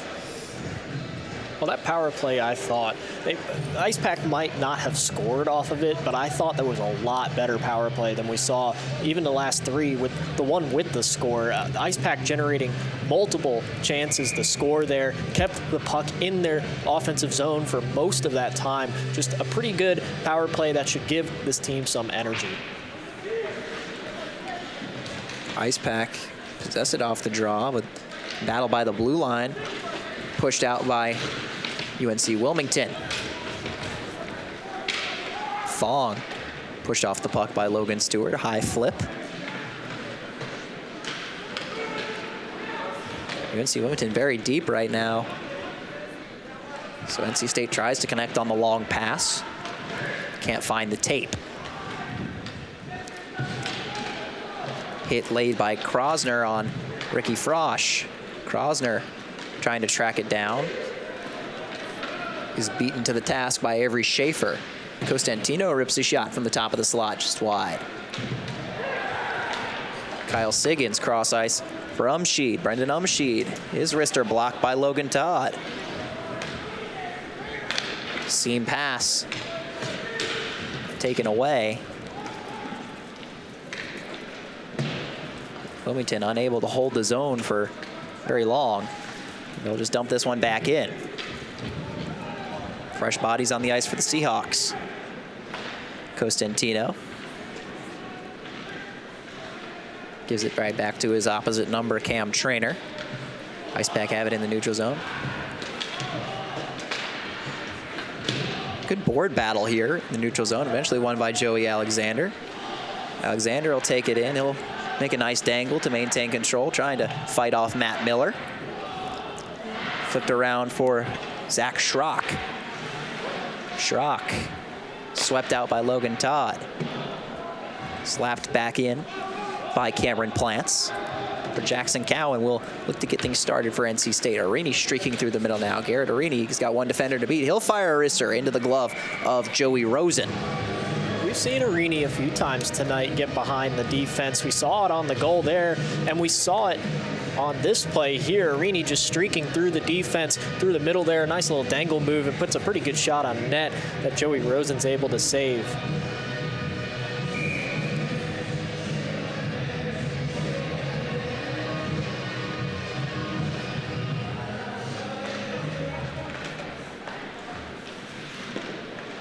Shot by Alex Robinson off the faceoff, looking for a tip. It's blocked on the way through. Trainer will play it ahead, just out of his own zone, but gave it away. Someone sending it in, a couple of 12s battle in the corner. One of them a goal scorer tonight, Matt Miller. Converted earlier in this second period to extend NC State's lead to 3-0. Kicked ahead. Mosher trying to keep control. Mosher trying to flip it over to a teammate, but Solomon is there. Chris Solomon, he's got Johnson with him, tries to dangle it around the defender. Johnson tries something similar, a good poke check. Zarek for Solomon. Had Johnson in the middle. Johnson was unaware. James's slap shot goes high. Another slap shot there, and they score! What a shot by the captain, Eric Todd. Beats Rosen on the glove side with the slapper. NC State now leads 4-0. A couple of shots on Rosen there that were pretty dangerous. Just couldn't recover the rebound, and one of them ends up squirting out to the middle there to Eric Todd. Just puts a nice place shot right by Joey Rosen. No chance for him to save that one. And that's Eric Todd's second goal of the season. A little underwhelming for his standards, but hasn't played much this season. So definitely a confidence booster for him. Eric Todd, second goal of the season. He missed a number of games this year with injury, but he's making his presence known since his return. Both captains were out there on the ice for the Icepack there. It might be the first time they've had a situation like that. Chris Solomon and Eric Todd being together for a goal-scoring opportunity. Johnson with some sustained puck possession here. Leaves it off. Thought he had a teammate, but no one was home for the Icepack. Even though he doesn't connect on that pass there, what a skater Riley Johnson is. Almost juked a man out of his skates right in front of us here. And Wilmington with numbers, looking for Alexander on the back door. Just couldn't tap it in. Had a 4-on-2 opportunity, but weren't able to capitalize. Yeah, pretty dangerous shot there put on by Wilmington. Definitely looking to get one here before the third period with only 2:52 left. They would definitely love a goal to go into intermission with, to lessen the lead just a little bit. Icepack currently have a 4-goal lead. Oliver Bailey and Zach Robinson now the forward line out here for Tim Healy's team. Aggressive play there from Bessemer. Nearly took the puck away. Levy will drop it back looking for Stewart. He'll play it back to Bessemer. Bessemer stopping and starting, throws it ahead for Zach Schrock. Schrock tried to leave it for Levy, then a shot by another Seahawk, and they score! Oh, what a great shot by Bessemer. He's been lurking there all game. Finally fires one past Griffin Hunt, and an emphatic celebration from Joey Bessemer as he puts the first one on the board for UNC-Wilmington. Well, I just said it. UNCW definitely needed a goal here before the intermission, and right as I say it, Joey Bessemer there to bury one past Griffin Hunt. A beautifully placed shot there. That'll give UNCW some confidence going in as we take a look at the replay here. Shot by Benvenuto, and then off the rebound, just a howitzer wrister from Joey Bessemer to put that top shelf. So UNC-Wilmington trying to claw their way back into this one. Quickly wristed in from the blue line by Mike Vendetti, knocked down and covered by Griffin Hunt. Max, lots of Joeys in this game, isn't there? It must be confusing for you, I assume. Oh, definitely. You got me up in the booth. You got 3 on the UNCW roster, and you got 1 on the Icepack roster. Joey Davidson. Lots of Joeys in the building tonight.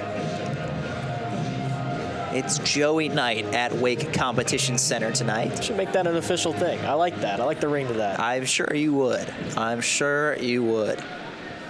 So 4-1 now is the score late here in the second period after the goal by UNC-Wilmington. Another quick shot, another opportunity, loose puck. Cleared out of danger by the Icepack, but UNC-Wilmington not going away. A little momentum shift here for the game. UNCW just playing with a little more speed than we saw throughout most of that period. We're getting the intensity back we saw when they began the period. Flipped in behind Wilmington net. Played ahead by Rosen. Icepack will maintain the zone, but they'll lose possession. That could be numbers again for UNC-Wilmington. There's a slap shot sent just high by Terrence Grant, and it'll skip out of play, so should be an offensive zone face-off here. Yeah, really powerful shot there by Terrence Grant. Almost lost vision of that one. But yeah, another really good opportunity there for UNCW, and seems like the tides are turning here a little bit. With just 1:30 left in the period, UNCW would definitely love another one going into intermission. That would make their comeback hopes just a little more optimistic. Just as it seemed the Icepack were hitting their stride in this game, UNC-Wilmington bringing some energy, keeping themselves in this one. 4-1 again, your score here. Just about a minute and a half to go in the second period. High flip through center for Matt Miller. Solomon will take it in. Chris Solomon, his wrister is blocked by Cam Plants. Sent all the way around by the Seahawks. Overcommitting was Joey Alexander. Long flip pass for Arini now. He gives it over to Miller. Miller hands it off for Alex Robinson. His wrister blocked. Cameron Plants taking the brunt of that one. Could be another chance for UNC-Wilmington. Here's Umsheed. He tries to flip it out in front. Played away by Chris Solomon. There to prevent that pass from getting through in the final minute of this period. Sticking it through the middle, Logan Stewart. Stewart can't sidestep Alex Robinson.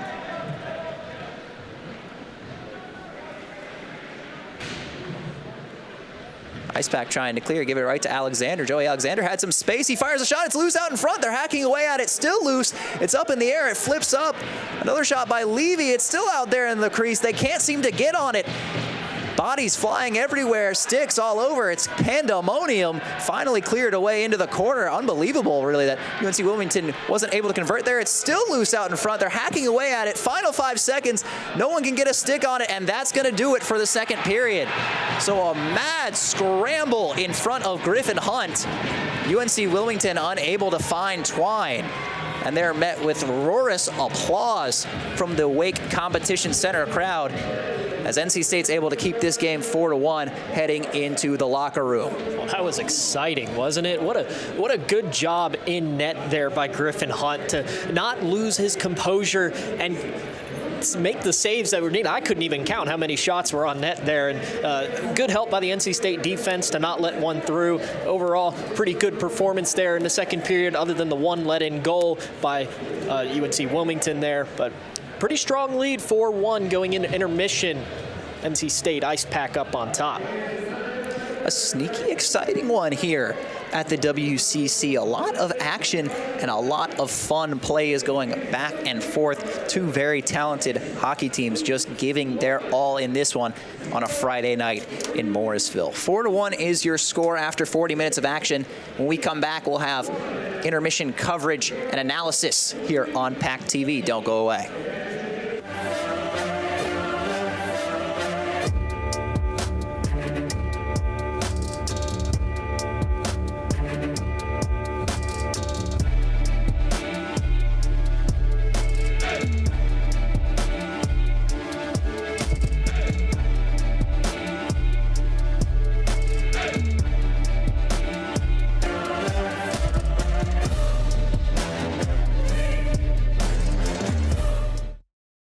Locally owned and operated by an NC State graduate, the Red and White Shop is your source for all things NC State. Just off campus in the Ridgewood Shopping Center at 3526 Wade Avenue, the Red and White Shop has everything the NC State fan needs. Sporting goods and memorabilia, your favorite NC State team apparel, tailgating essentials, Icepack gear. A proud sponsor of the NC State hockey team, a percentage of all Icepack sales go back to the team. Stop by today or visit us online. The Red and White Shop.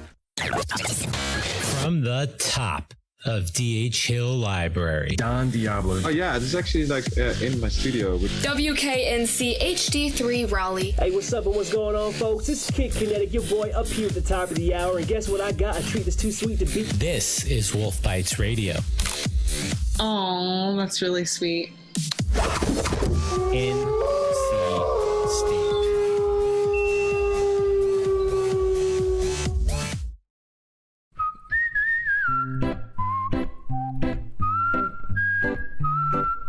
At Potbelly, everything you find is a little bit happier, sweeter, fresher, groovier, and yummier. Why? Because at Potbelly, we know it's never enough to just eat lunch. You gotta feed your smile. Swing by for our new turkey club, handcrafted to make you smile.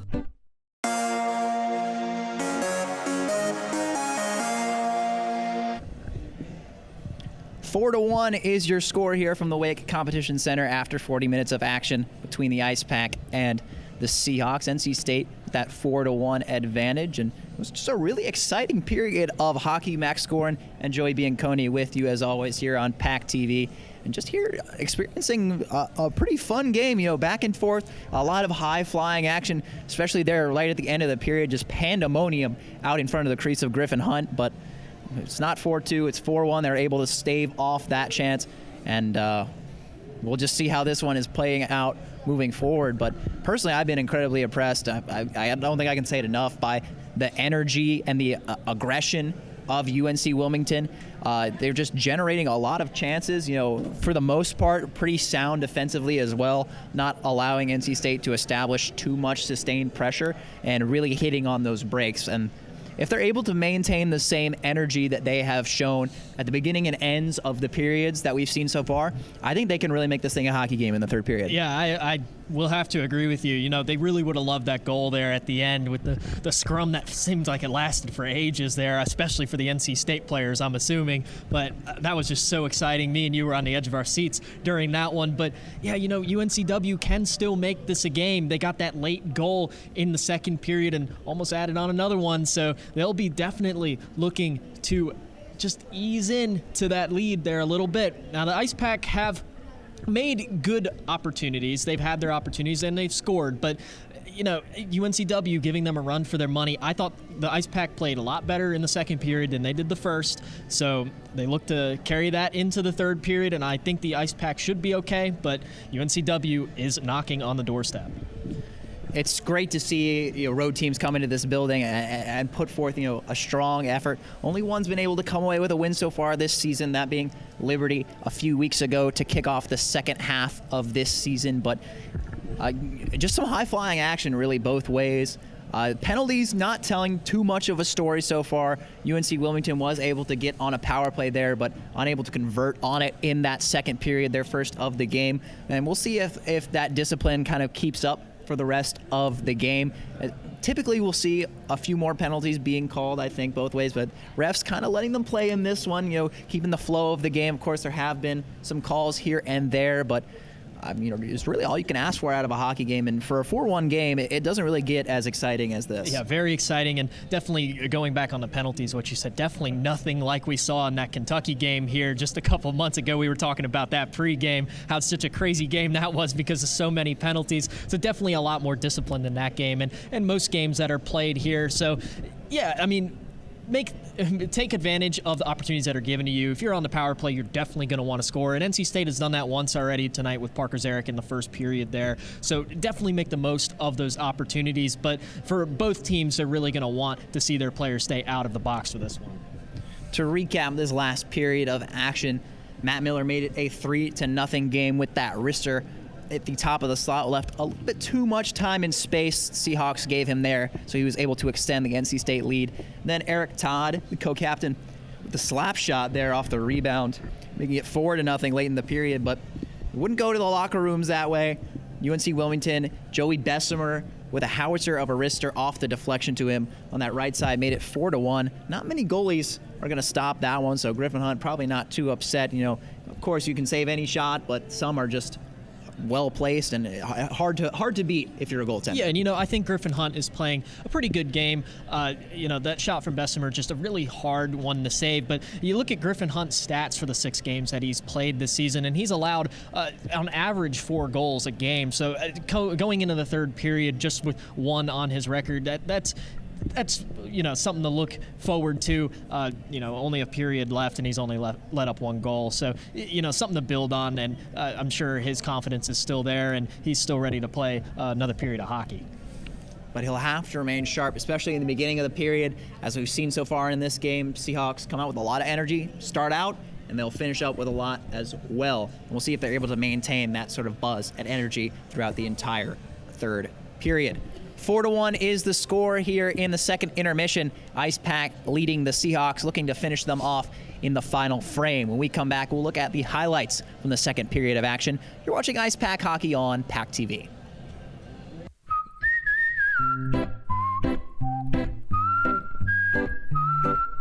At Potbelly, everything you find is a little bit happier, sweeter, fresher, groovier, and yummier. Why? Because at Potbelly, We know it's never enough to just eat lunch. You gotta feed your smile. Swing by for our new turkey club, handcrafted to make you smile. Locally owned and operated by an NC State graduate, the Red and White Shop is your source for all things NC State. Just off campus in the Ridgewood Shopping Center at 3526 Wade Avenue, the Red and White Shop has everything the NC State fan needs. Sporting goods and memorabilia, your favorite NC State team apparel, tailgating essentials, Icepack gear. A proud sponsor of the NC State hockey team, a percentage of all Icepack sales go back to the team. Stop by today or visit us online. The Red and White Shop.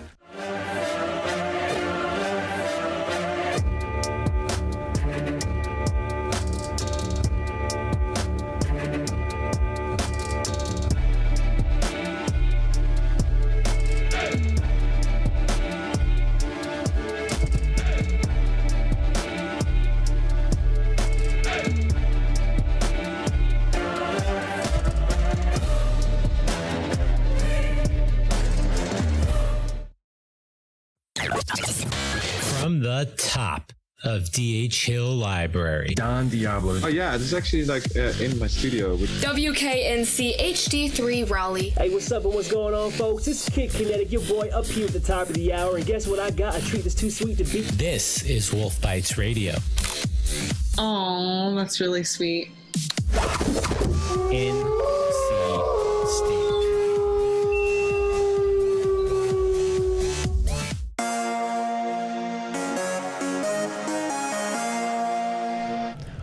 Four to 1, NC State leads UNC-Wilmington here at the Wake Competition Center. Let's take a look at the second period's highlights here. It was a fun one. It's continued to have a lot of energy going both ways. UNC-Wilmington with something to prove here. NC State trying to fend them off and continue their excellent campaign thus far. And it's just been a barn burner from start to finish. Yeah, it's really exciting, especially for this UNCW team, because they're so new to this D2 scene, and coming out here and playing as hard as they are and as well as they are against a #1 ranked team in the Southeast really just says something about this program and where they intend to go and where they are now. And it's incredible the way they've shown out tonight and put on a show for the crowd here at the Wake Competition Center. And you did mention earlier they just made the jump up to Division II at the beginning of the 2019 season. And then in between you had the COVID season last year that could throw things off. So it's impressive the level of competition they've been able to build up to in such a short amount of time playing in this division and this level of competition. Yeah, it's really, truly incredible. And, for every college hockey program, that's what you want to see. That's what happened with the Icepack. Just the last couple years, they've gained in popularity, gained in skill, and made it to nationals, and they intend on going back to nationals. And I'm sure UNC-Wilmington is expecting the same out of their team in the next few years or so. And you just got to tip your hats to them because they've played well here tonight. And their effort has certainly been reflective of a team that deserves to move to the next level. I just can't say enough over this one about how impressed I am about their performance. But the Icepack, easily with a 3-to-3 goal lead, maybe not necessarily easily, but you haven't been too worried about the lead at any point so far. And we'll take a look at that second goal from Eric Todd. Just kind of squirted out into the slot, and he ripped a slap shot just by the glove side of Rosen. A nice one there, but UNC-Wilmington with the quick response after that, coming the other way, deflected in the middle off the shot by Benzudo, and just a great shot, emphatic celebration from Bessemer. And UNC-Wilmington had a couple more chances before the period would be over, and we'll see that here in a moment. But they were coming with a lot of energy the last few minutes. In the last 30 seconds, there was an absolute mad scramble in front of Griffin Hunt. Take a look at that now. You almost couldn't tell what was happening half the time, and it just kept going on. The puck stayed loose. No one could really get a handle on it. So many bodies out there in front of the net. Griffin Hunt doing an amazing job in goal there, not letting one sneak by him. NC State defense collapsing in on that puck, not letting UNCW get a clear shot on it to shoot it over Griffin Hunt because he was on the ground there most of the time. So overall, really good defensive performance there by NC State in the last couple minutes, especially on the last 30 seconds there where they had that scrum in front of the net. But just as you take a look here, shots on goal favoring the away team here, UNCW. Yes, UNCW putting up a strong effort, generating a lot of chances, but the Icepack have the 3-goal advantage where it matters up on the scoreboard, and they're looking to close this one out for their 20th win of the season. 4-1 is your score in Morrisville. Third period action coming your way up next.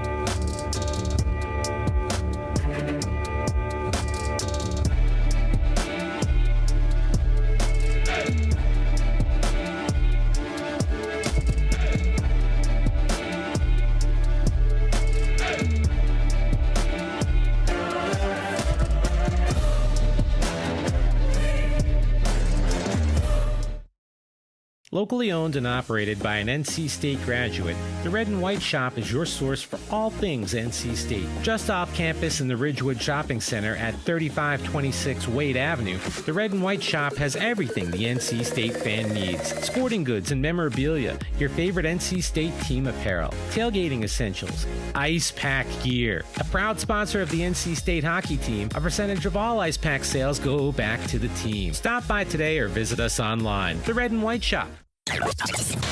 From the top of D.H. Hill Library, Don Diablo. Oh yeah, this is actually like in my studio. WKNC HD3 Raleigh. Hey, what's up and what's going on, folks? This is Kid Kinetic, your boy up here at the top of the hour, and guess what I got? A treat that's too sweet to beat. This is Wolf Bites Radio.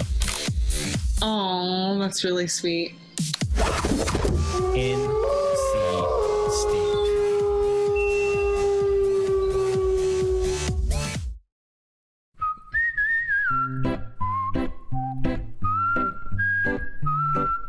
At Potbelly, everything you find is a little bit happier, sweeter, fresher, groovier, and yummier.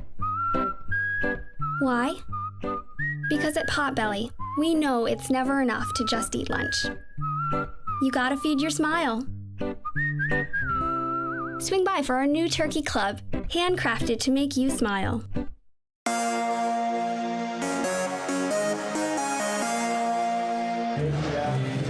NC State with a 3-goal lead here coming into the third period of action. Just a few seconds away here at the WCC.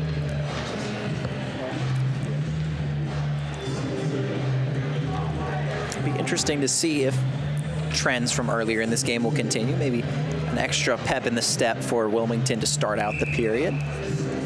You know, if NC State wants to hold on to this lead, they have to find a way to combat that, because UNCW has done that to start out in both periods we've seen so far. UNCW dominating the time of possession there.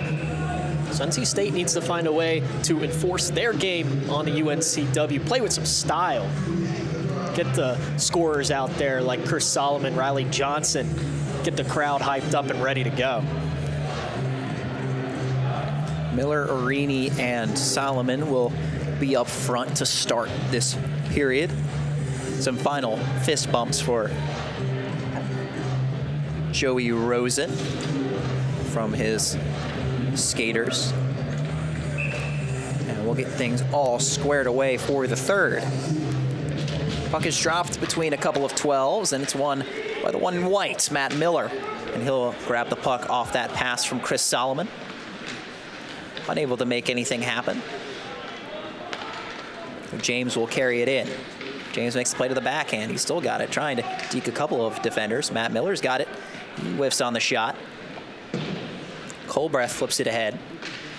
Sheed gets ahead. Alexander, backhand flip deep into the NC State zone.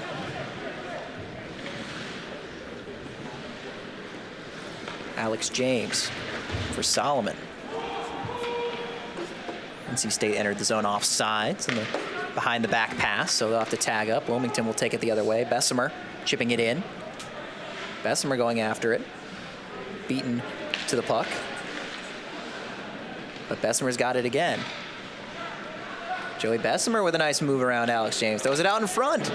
Deflected away. A shot from Schrock, the goal leader for Wilmington with 7 on the year.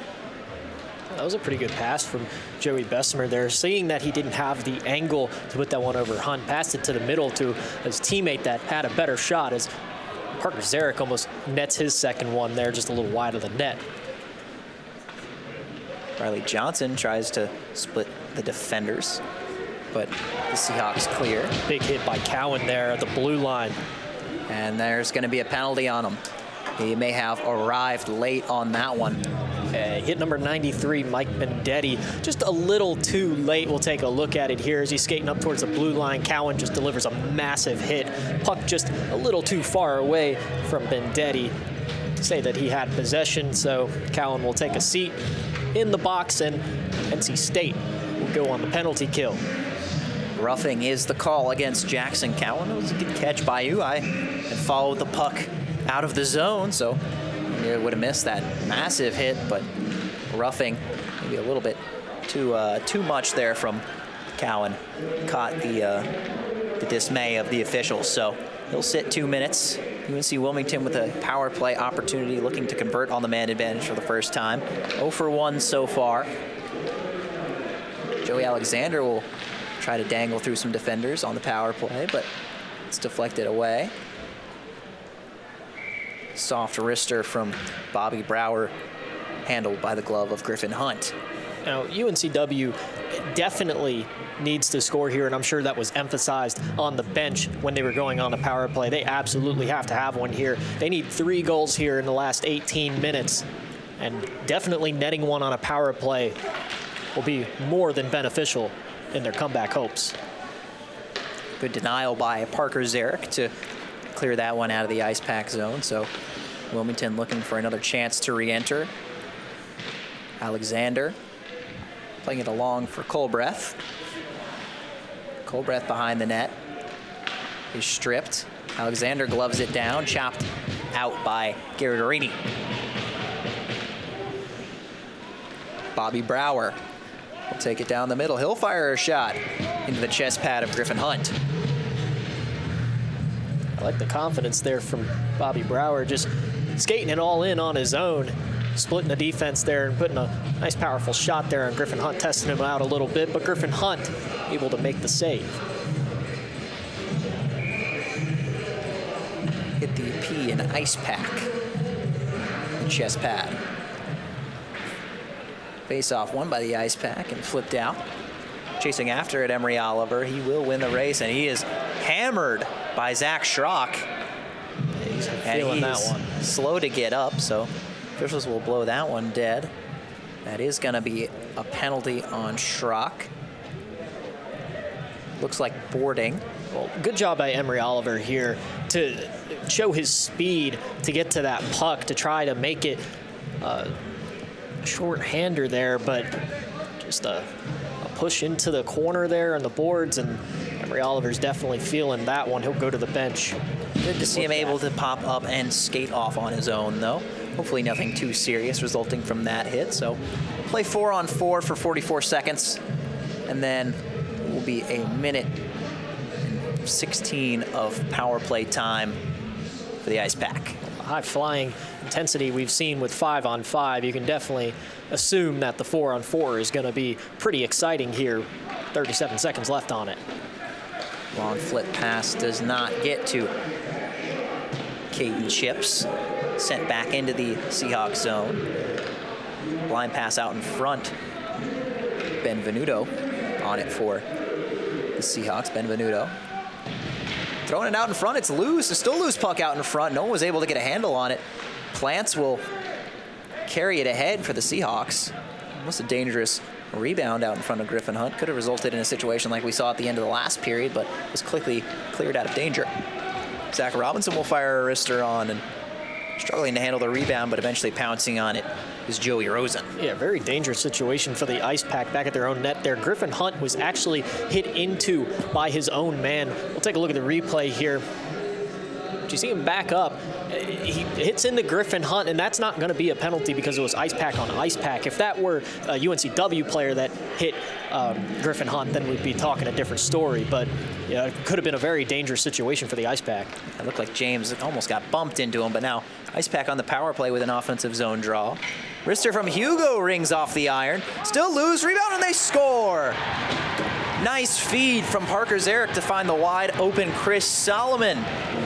He He bangs it in for his 27th goal of the season for number 27. It's 5-1. Well, good initial shot there by Victor Hugo. Pretty powerful shot off the crossbar, I believe, twice, and it pops out to Parker Zarek. Parker Zarek makes a pass to the wide open Chris Solomon, and that's an easy netter for him. Never doubt in his mind that he wasn't making that one, and that's number 27 for 27. Heady play by the club president, Parker Zarek, to not just take a quick shot off the rebound, rather find the wide open teammate sitting on the doorstep, Chris Solomon. Just adding to his team-leading goal and point totals. Costantino kicks it ahead, throws it out in front off the skate of Logan Stewart. Flipped out of the zone through center. Alex Robinson. It's over to Fong. Chopped that and sent deep by Logan Colbreth. Cowan's got it behind the Icepack net, drops it off for Alex Robinson. Robinson plays it to himself off the boards, and then he'll throw an indirect pass ahead for Joey Davidson. Davidson with a little bit of room. Joey Davidson fires a wrister, saved and knocked up into the air, but quickly swatted down by Stewart. Back in behind the UNCW net. Levy will play it along, and the whistle blows.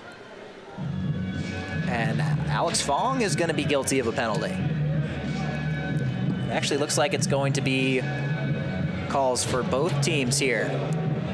So Fong and Alexander are both going to the box. Official having a conversation with Alexander. So it'll be 4-on-4 here for 2 minutes. Those two must have been mixing it up behind the play, so they'll both serve 2 minutes. And we'll have some more open ice here as both teams will be down a skater.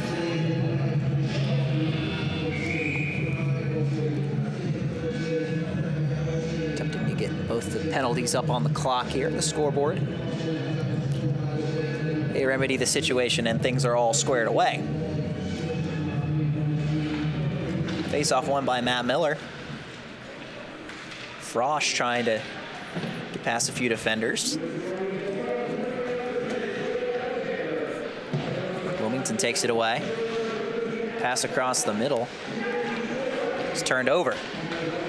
Garrett Arini trying to get around the corner. Stick went flying out of somebody's hand.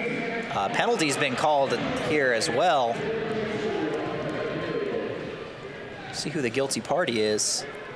Cam Trainer was not happy with Arini there. I think he feels like he was interfered with that stick went flying. As you'll take a look here, Arini's going to get the puck and take it in the zone, and it looks like his own teammate actually smacked his stick out of the play there, and I guess Cam Trainer thought it was Garrett Arini.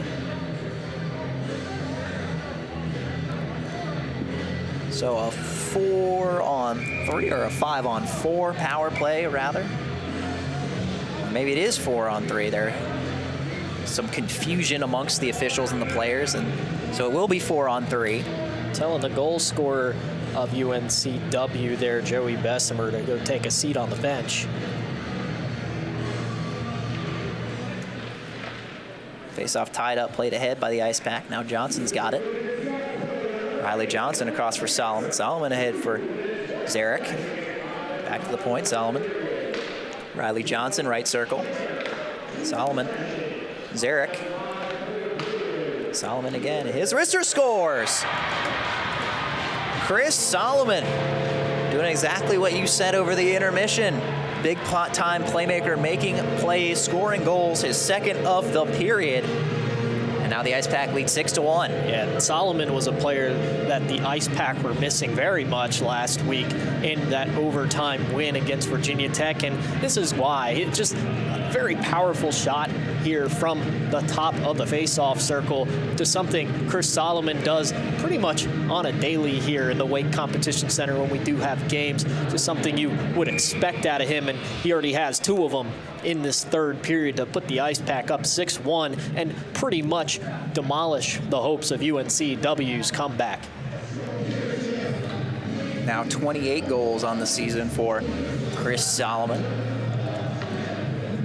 46 points in unless we missed any other assists he's had in this game, in which case that total will continue to balloon. It wouldn't surprise me if he was involved in some other scoring plays as well, because he definitely likes to set up his teammates for success too, with 18 assists on the season. So still getting the penalty clock. That goal kind of threw it all out of sorts. They're trying to get it back. Of course, the matching penalties for Alexander and Alex Fong are still in effect. They're trying to get the timing right here. A little bit of road representation you see in the crowd. A little bit of love for the Charlotte Hornets taking on the Lakers tonight. UNCW is not too far down the road here from Raleigh, only about a 2.5-hour drive, so definitely could get some of their fans here to support, which is always a good thing. Off the face-off, it gets deep into the Icepack zone. Flipped on by Stewart. It's loose out in front. Backhand rebound opportunity sent wide. Zach Robinson with some speed through the neutral zone. Crosses the red line. Played around for Victor Hugo. Hugo for Zach Robinson. Z-Rob flip for Alex James. Hugo's got it outside the left circle. Hugo throwing it across the crease for James. Both defensemen in deep. James carrying it back out to the point, and now both have returned to their positions. James with a deke, playing it, trying to generate a shot, but ran out of room, so he'll double back. Robinson's got it down low now. On the backhand, flips it out in front. He's got Miller. Miller fires a shot on, and he scores! Falling to the ice, Matt Miller buries it for his second of the game. And now the Icepack, in what was a competitive game, now leads 7-1. What a highlight reel goal that was for Matt Miller there. His second goal of the game, pretty much horizontal as he shoots that puck in past Joey Rosen. As we'll take a look at the replay here, take a look at this. Pass out front for Miller, and he, as he's tripping, will put it to the right side of Rosen there. Make it now 7-1, the exact same score that UNCW lost to back in Greensboro when these teams first met.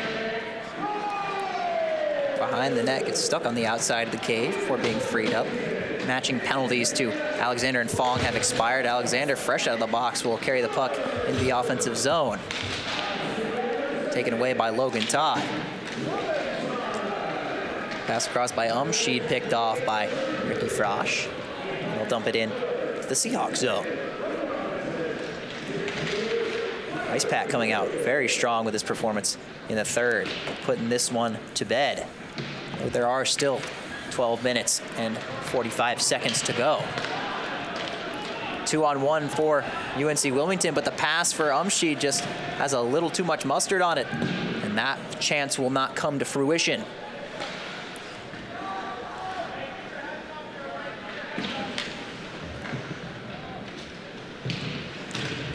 A fantastic third period performance from the Icepack here. It's almost expected in this building that the Icepack have a really, really good third period performance, as we see that time and time again here. It's kind of like you almost expected it coming into this period. You know, Solomon nets 2, and Matt Miller has his second goal of the game. So really good performance here by the NC State Icepack in the first 8 minutes of this period. Shot off the face-off by Plants is deflected, and the Icepack will carry it forward. Philip Bailey taking it wide. Is snuffed out behind the net. Backhand played ahead. Chips intercepts. Flipped ahead by Bendetti. Bendetti can't settle it. And it may have bounced off the netting above the boards and glass here at the Wake Competition Center, so they'll stop play and reset things. I will give UNCW credit for this. Now, they may not count this statistic in ACCHL play, but in NHL they normally do, and that's the hits. Look at these really, really powerful couple of hits there on the replay there by UNCW, and it's been like that all game. The Icepack have taken some massive hits, and I'm sure they have felt in this game. Off the draw, Stewart feeds it around behind the NC State cage. Flipped out in front, deflected, but wide by Shane Mosher.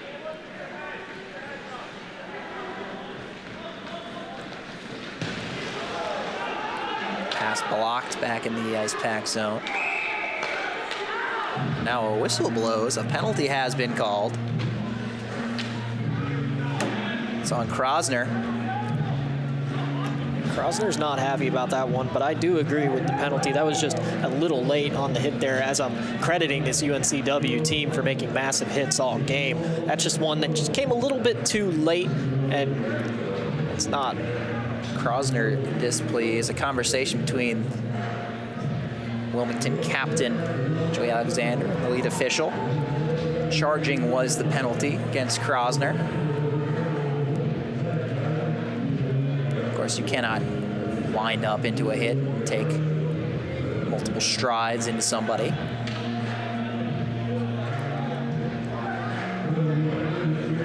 Still, he's trying to explain the situation to his team on the bench. He seems displeased. No team likely pleased going on the penalty kill. Lead official Rieger trying to give a satisfying explanation to Coach Brower, but there's not much he can likely say there that will satisfy him. Another power play for the Icepack. Zarek wins the draw against Alexander. Solomon flips it in for Johnson.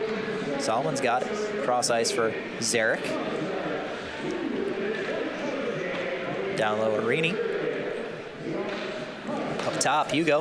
Hugo's lost it in the skates. Took a hit from Bessemer. Johnson goes across for Zarek. Zarek can't handle the pass, and Alexander will carry it out. Joey Alexander taking it wide, trying to get around Victor Hugo. Another penalty is going to be called here. It looks like it's going to be holding against Victor Hugo. The Icepack assistant captain now will sit, and we will go back to 4-on-4 play with 11 minutes and 1 second to go. Well, you know, Max, you and I were talking about this intermission on one of our break-ins there. Both of these teams needed to stay out of the penalty box in this third period, and, you know, making us swallow our words there a little bit. Both teams have been in the box quite a bit so far, and we're not even halfway through this period yet. So just extending your game time, I guess, get a little bit more hockey. Can never complain about that, but NC State still dominating in the score of 7-1. Riley Johnson stops on a dime, flips one to the top of the right point for Robinson. His shot deflects high. Some visible frustrations for Wilmington now, trailing in this one. A game they were putting some pressure on earlier.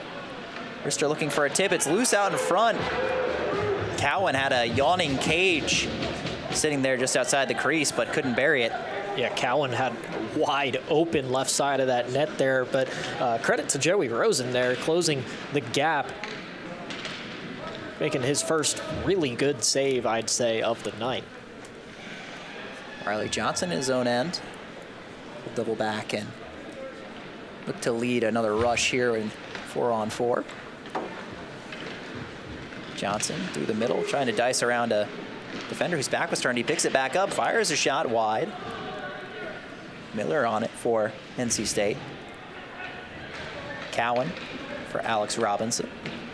Robinson will simply send it all the way around. 10 seconds remaining before the Icepack will be shorthanded. High flip through the middle. Going to retrieve it are a couple Icepack defenders. They're able to fend off Cam Trainer. And now UNCW will have 30 seconds of power play time. Seahawks carry it in. Slap shot by Brower, deflects into the corner. Centering attempt, blocked on the way through and cleared.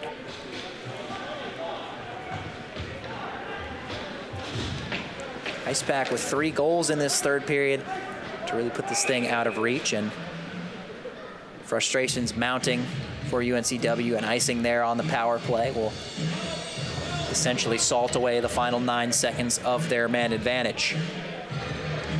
Yeah, credit to UNCW, though. Regardless of the scoreboard here, 7-1, through the first 2 periods, this was a very interesting hockey game that really could have went either way if UNCW managed to score just a little bit more through those first 2 periods. But, yeah, props to them. They've played some very good hockey against this Icepack team, and, they'll go home with a loss most likely, but gotta commend them for their effort. Puck sent the length of the ice. He's going to be icing again.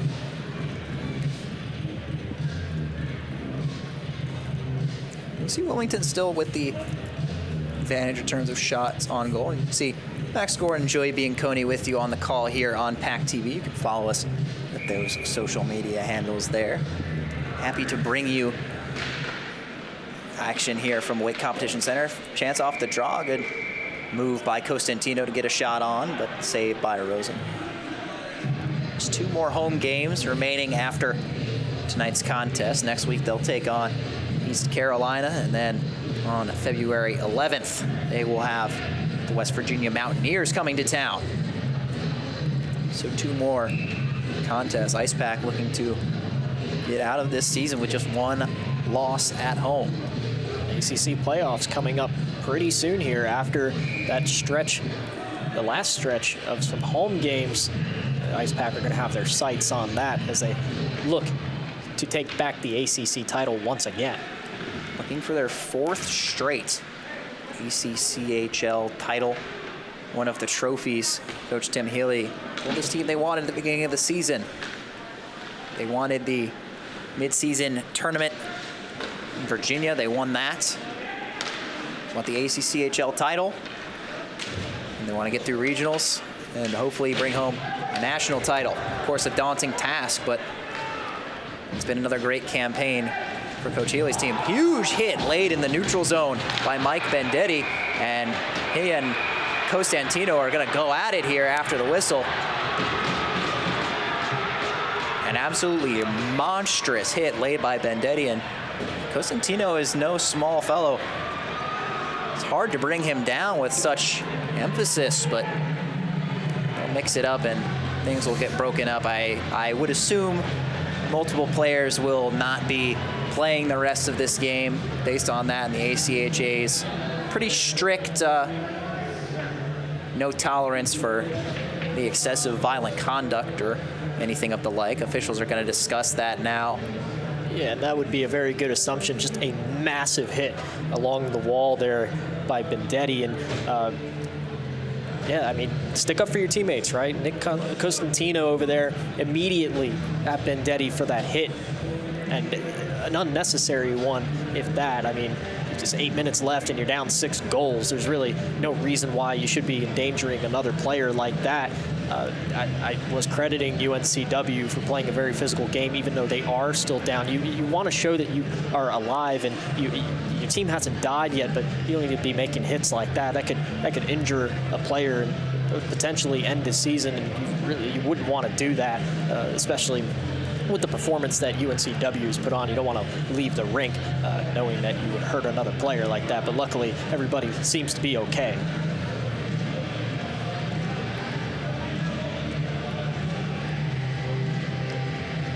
Take another look here. Hit not laid on Costantino. That was my mistake. It looks like Joey Davidson, unfortunately, taking the brunt of that one. Joey Davidson definitely feeling that one. And, Joey Davidson's not a player that sees a lot of playing time here on this team. He's only played 12 games so far this season, and he has 1 goal. He had a very good scoring opportunity earlier on in the second period there, and that got shut down. But he's definitely going to be feeling that one, and referees are having a very lengthy discussion here to sort out what the penalties are going to look like. Stripes huddled up there in front of the penalty boxes. Let's see, they're opening up the box for Costantino. He's going to be ejected. So a penalty for Bendetti. But he is going to stay in the game. Icepack fans and their appreciation for the big man, Nick Costantino, sticking up for his teammates in that scrum. Well, Vendetti originally had stepped into the penalty box, but it looks like he's going to be ejected. They're pulling him out now. And I think that's the right move by the officials there. Just, like I said, a very dangerous hit laid on Joey Davidson there that really could have injured him. So it's a good ejection there for Vendetti. Kyle Levy involved in the scrum afterwards. He has been sent to the penalty box. You see Vendetti walking back to the locker room. It's a very frustrated bench on UNCW's side right now. Just not really the game that they wanted to play. They opened it up so good. They had so many opportunities. They almost completely shut down this Icepack offense, which was probably one of the main goals that they had coming in here, and they did that, but just the scoreboard doesn't reflect it, unfortunately for them, and they're definitely frustrated.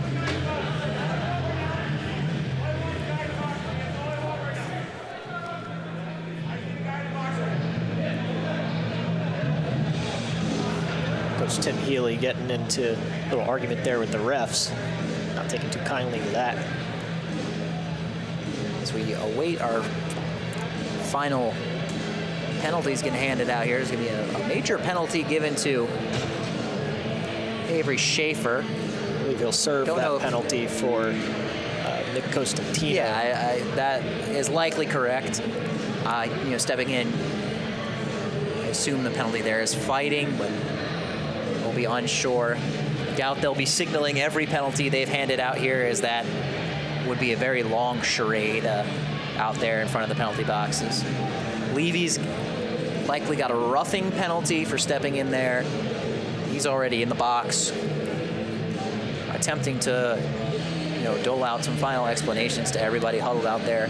Take a look at the stats of this game so far.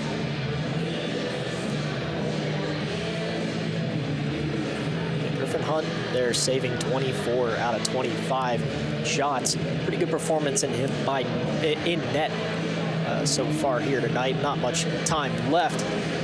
Hopefully for him, he doesn't see too many more shots coming his way. So it looks like there will be 2 minutes of 4-on-4 and then 3 minutes of power play time for UNC-Wilmington.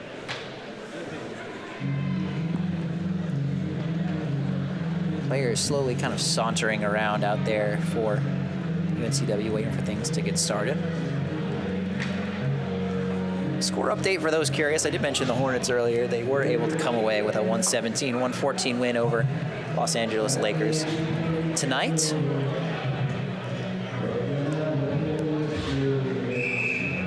NC State basketball has a game in Chapel Hill tomorrow afternoon, and then the women's team will play on Sunday.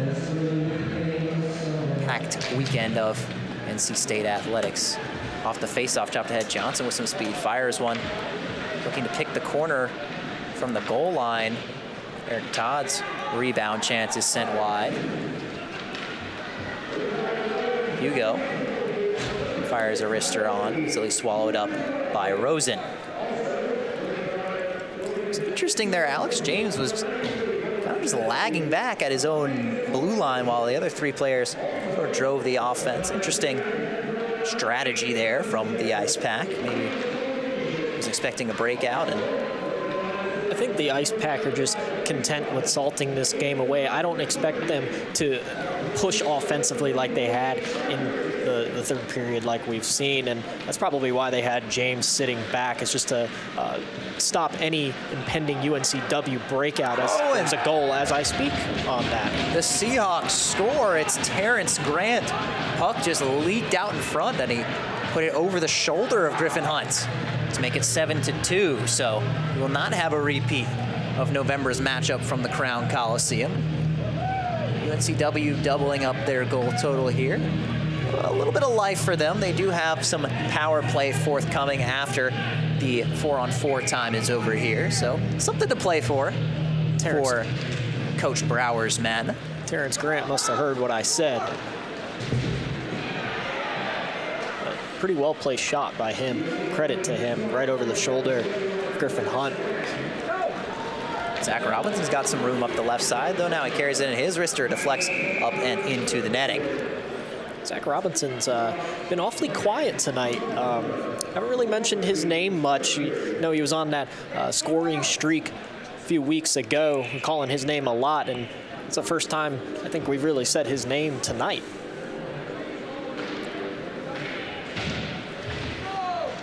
Up the draw, Bailey picks it up. He'll drive, make a power move to the front of the net, but can't bury it.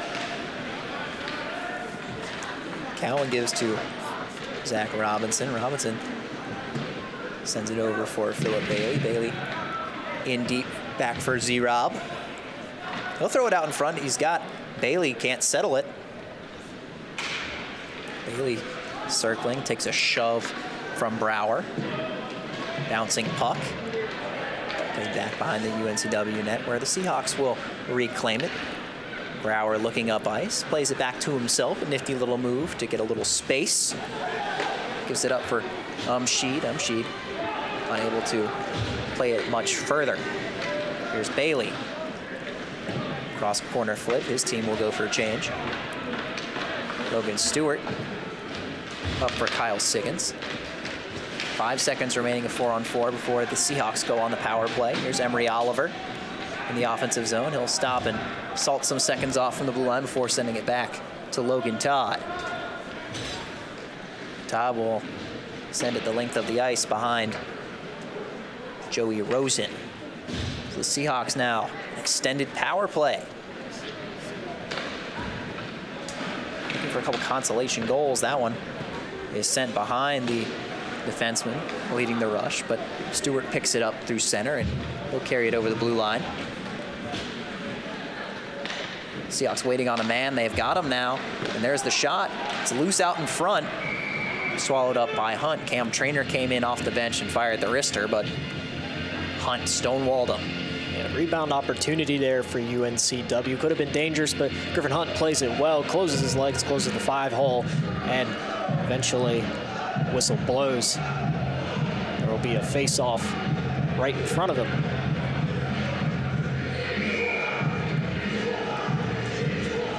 On the draw, it's Krosner against Zarek. Icepack clearing attempt doesn't get through. Schrock loses out to Zarek, who flips it high off the glass and the length of the ice.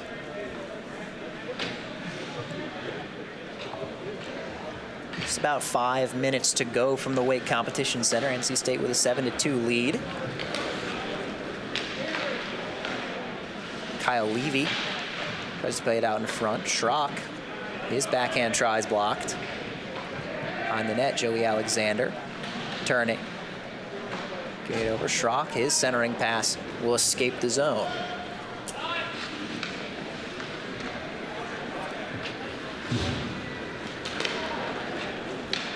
Alexander dropping it off. Deflected away. In on the break, it's Arini. He'll have to carry it in from the right side. Arini makes a move and he scores! Some nifty stick handling from Garrett Arini. Waits out the goaltender Rosen. And it's the cherry on top for the Icepack. It's 8-2. Arini treated that one right there like he was in the final round of the shootout, bringing out the moves as he goes forehand, backhand, forehand again. Put it to the right side, completely fooling the goalie of Joey Rosen there. This goes right around his skate to the only part of the net that was left open. The Icepack will go up 8-2. Nice dangle by Garrett Arini to put a snowman up on the board for the Icepack.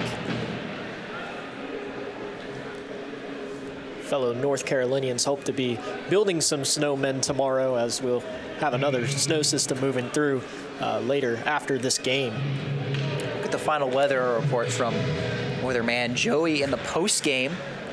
For those unaware, our color commentator, meteorology major at North Carolina State, so he's very clued in on all these winter weather situations we've been having as of late. 3 weekends in a row of winter weather, something you normally don't see here in the Carolinas. UNC-Wilmington actually relating this back to whether their game got canceled against NC State last Saturday because of the winter weather. It was supposed to be played in Wilmington, but they had a pretty bad ice storm there that prevented travel from both teams. Still 35 seconds of power play time remaining for Wilmington. Sitting back behind their own net. Seeing if they can get anything else out of this game in the final couple of minutes. Flipped in cross corner where it'll be quickly dispersed. Another shot in from outside the blue line into the glove of Hunt, and he'll simply freeze that one. 11 seconds of power play time to go for the Seahawks.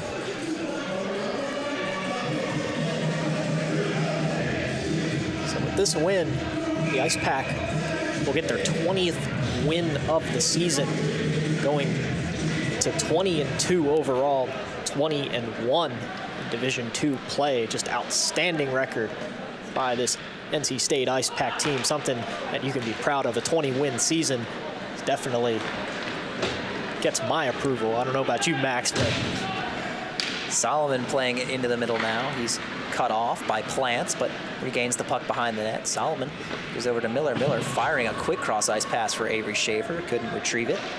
Cowan shot tipped on the way through, but just wide by Emery Oliver. Solomon sent in by Robinson. Here's Schaefer. Schaefer's shot blocked by Plants. Schaefer another try. Sent wide of the net. Oliver drops it back to the point. Cross ice for Jackson Cowan. Throwing in deep. Oliver looking for Solomon, just missed him. Cowan will keep it in the blue line with one hand. And Cowan chipping it around his defender for Solomon. Solomon trying to give a return pass to Cowan. Loose in the slot now. Things back to 5-on-5. Played out of the zone by Schaefer. UNCW will get a quick change. Some tired Icepack bodies will come off as well. Tyler Feast, long pass, connects with Colbreth. Colbreth unable to generate a chance before being met by the Icepack defenses, but picking it up now is Alexander. He's looking for Sheed. Long wrister from Bobby Brower, saved by the glove of Hunt. You know, despite trailing the entire game, you see Wilmington still with a 3-shot advantage. Shots on goal, interesting. It's not many teams are able to get the shot advantage on the Icepack. Yeah, not many at all. Not something that Icepack fans are used to seeing, but what they are used to seeing is a lead like 8-2. That's what they love to see. Schaefer trying to hand it off for Davidson. Brower taking it the other way for the Seahawks. Brower's wrister. Ooh, punishing hit laid by Schrock in front of the penalty box. Still ratcheting up the intensity despite the large deficit. Carried in by Chips, Caden Chips. Trying to shake the freshman Logan Todd. He takes a spill and turns it over. Joey Davidson with the cross corner dump. Actually sends it into the glove of Rosen, so he'll just cover that one. 1:01 second left on the clock here at the WCC Red Rink. Some exciting hockey played tonight on Rod Brindamore's ceremonial face-off night, or Joey night, whatever you would like to call it. I prefer Joey night. I'm sure you do. Rod Brindamore, though, props to him. Very, very good NHL coach, and very honored to have him in this building on Joey night. On Joey night, indeed. And his inspiring words, perhaps, fueling the Icepack to another strong performance. Their 20th win of the season. Looking strong, trying to finish off this final stretch of games before the ACCHL tournament. Perhaps regionals, and then, of course, the final goal of ACHA Nationals. 20 seconds to go now. Maybe one final play will develop. Johnson trying to squeeze around Logan Stewart. Zarek retrieves it, Parker Zarek feeding it behind the net.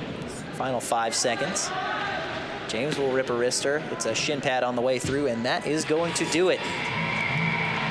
So an 8-2 win for NC State here at home over the UNC-Wilmington Seahawks. Faced a little bit of pressure early on, but were able to ultimately stiff arm their way to a 6-goal victory here, improving to 20-2. So some final handshakes as Wagon Wheel plays through the speakers at the WCC, and the fans file their way out of the building with another victory. 8-2 your final. 6th win of the season for Griffin Hunt. His stats will take a nice boost from this one, facing 30 shots and stopping 28. Could be one of the 3 stars of the game, but also 3 goal scorers for NC State, putting up 2 goals apiece. Be Chris Solomon, Matt Miller, Garrett Araney all getting on the board twice. Parker Zarek scored the first goal on the power play, and co-captain Eric Todd adding one of his own. And then for the Seahawks, Joey Bessemer and Terrence Grant are your goal scorers. 8-2 the final score, the final stick salutes from the Icepack. We'll take a short break. When we come back, some final post-game analysis and thoughts from the Wake Competition Center. You're watching Icepack Hockey on PackTV.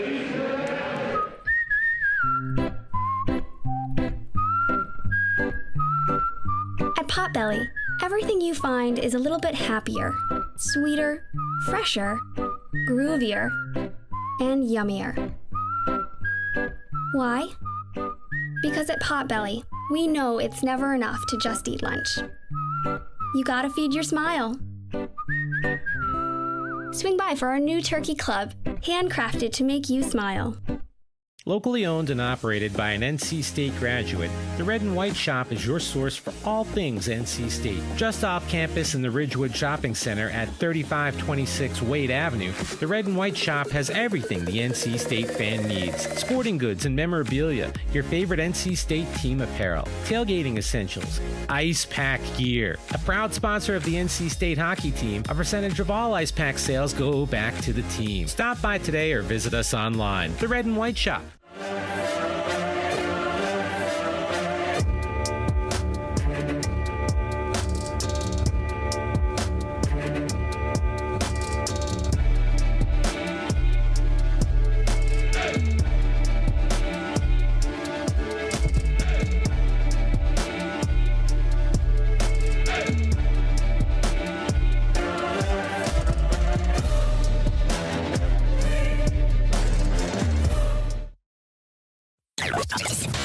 From the top of D.H. Hill Library. Don Diablo. Oh yeah, this is actually like in my studio. WKNC HD3 Raleigh. Hey, what's up and what's going on, folks? This is Kid Kinetic, your boy up here at the top of the hour, and guess what I got? A treat that's too sweet to beat. This is Wolf Bites Radio. Oh, that's really sweet. NC State.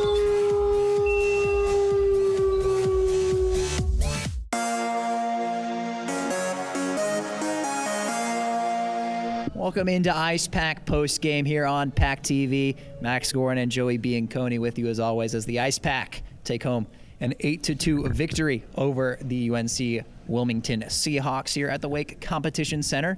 It was a pretty fun game for the most part, but in that final period, Icepack just imposing their will on the visitors and coming away with that 8-2 win. And, you know, we're used to seeing that, the Icepack really bringing up the intensity in the third period. But, yeah, really good first 2 periods there. Game could have gone either way with UNCW playing really aggressive, a lot of big hits laid out. A few big hits in the third period maybe shouldn't have been laid out. But for the most part, really good legal big hits, and you know, playing physical against this Icepack team is one of the things you got to do to try to break them down, and UNCW did a pretty good job at that throughout most of the game, just letting it slip away in the third period.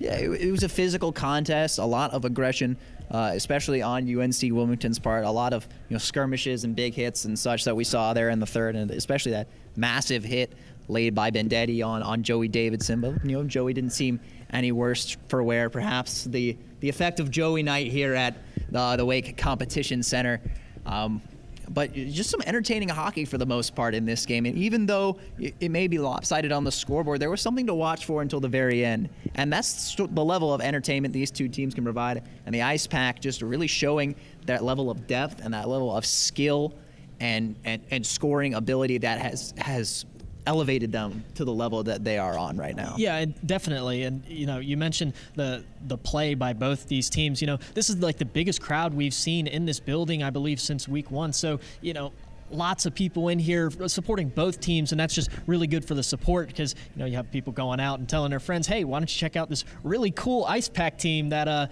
is starting to rise in the ranks of NC State sports. I actually heard something about the red and white shop of the Icepack jerseys actually being the 3rd highest selling jersey in there, which is kind of impressive considering it's a club sport. So it's really on the rise, and if you're watching this, get out to a game. It's a lot of fun, as you just witnessed here throughout these 3 periods of hockey. It's great to see the growth of the sport in this area. Coach Rod Brindamore before the game dropping the puck, giving the pregame hype to the team in the locker room. And it goes to show how far hockey has come in this state, how great of a hockey culture the Raleigh area has built. And it's great to see so many fans engaged in hockey in the Triangle and really across the state of North Carolina. The visitors show that hockey culture is spreading rapidly. Yeah, especially like you'd think UNCW, they wouldn't have a hockey team. They're a beach team. It's warm there. But yeah, they got a hockey team moving up the ranks from D3 to D2. And, a lot of the hockey culture in North Carolina can really be thankful of, the Carolina Hurricanes becoming so good and, the Stanley Cup back just a few years ago. And, Stanley Cup hopes this year. And it's just growing the sport in the state, and everybody starting to really love it here. Unfortunately, we weren't able to ask Coach Brindamore about his aspirations and his thoughts on his team. I'm sure he's pretty satisfied. But hopefully we'll be able to speak with NC State's head coach, Tim Healy, here in a little bit. But I'm sure he's rather pleased, especially with that 3rd period performance. NC State outscoring the visitors by a score of 4-1 in that final period alone, doubling up the score that we had seen up until that point. 2 goals each for Matt Miller, Chris Solomon, and Garrett Araney. Parker Zarek scored that first one to get on the board. It was crucial on that 3rd power play they had in the first period. If they had not been able to convert that one, we could have seen a very different tone in this game. It may not have played out in the way that it did. It could have been a lot closer, but they were able to convert on that crucial power play in the first, not starting 0 for 3, went into the locker room with a 2-0 lead, kept building on it, and eventually came away with the result that we see here. Yeah, and like I said, I was pretty hard on NC State in the first period. I didn't really like what I was seeing from them, not their usual selves. They were up 2-0, don't get me wrong, that's great, but just not the high-intensity offense that we're used to seeing. It just looked a little sluggish out there. UNCW was owning them on the big hits, and the forecheck was really great by them. But they came out in the 2nd and 3rd period and got better and played an overall pretty good game. And we saw a lot of what we see from a lot of NC State games, especially in the waning moments. A little bit of extra physicality, a little bit of extra chippiness. A couple players get thrown out on both sides, something we have seen a few times here at the Wake Competition Center this year, but that makes for some extra excitement. What is a hockey game without a little bit of physicality, a little bit of extra edge? And that is something that we were treated to once again tonight, along with the excellent displays of skill, speed, and just about everything else you can ask for in a hockey game. Some great goaltending as well. From both sides. I thought Joey Rosen, maybe looked a little shaken there early on, but seemed to settle in. A little word with Coach Healy off camera. He's asking me who we'd like to interview, but so many options. There are a lot of options in a game where your team scores 8 goals and one of your goaltenders hasn't been playing as much, plays a great game, stops 28 shots on the way to the win. So we'll be speaking with somebody shortly, and we'll get some final thoughts from Coach Healy as well from this one. But 8-2 is your final score here from the Wake Competition Center. We'll take a short break. When we come back, some more post-game coverage and analysis. You're watching Icepack Hockey on PackTV.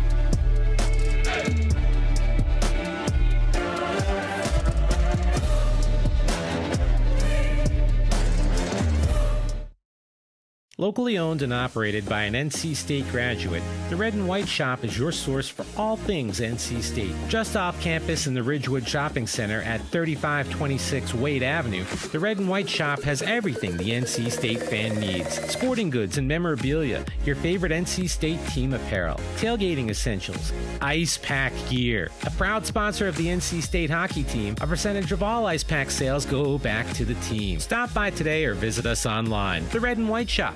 Back to the From the top center. Joey of Bianconi joined with me. Library. Jared Arini. What were you thinking on that breakaway goal, your first one? I was a great pass by Miller up the middle, but definitely whiffed on that. So I don't know. It just kind of went in, but hey, man, you got the goal. That's all that matters, right? Yes. Yeah, really good goal. And, your team's overall performance, I will admit to you, I was bashing on you guys in the first period. And, yeah, we had a tough start, but we really got it going eventually. Yeah, definitely. You guys got it going. What do you think of your overall performance so far in the game as a team? I feel like this team has definitely grown, and Todd and Bailey were both big adds to the team, so it only made it better. And I just feel like the more chemistry we build, I think it's going to be a good push for nationals going forward. Yeah, Nationals is something big that's on your minds. I know last year you guys lost to UMary, a heartbreaking loss. Where do you guys see, what are the goals of the team getting past UMary this year? You guys looking to win Nationals this year? Oh, absolutely. That's the goal since the beginning of the season. That's all we said. Definitely, if we play Mary, definitely want to beat them. That's a bitter taste, but but yeah. Yeah, man, I feel that. Well, good game to you guys. 8-2 victory here at the Wake Competition Center. We'll be right back with an interview with the head coach, Tim Healy.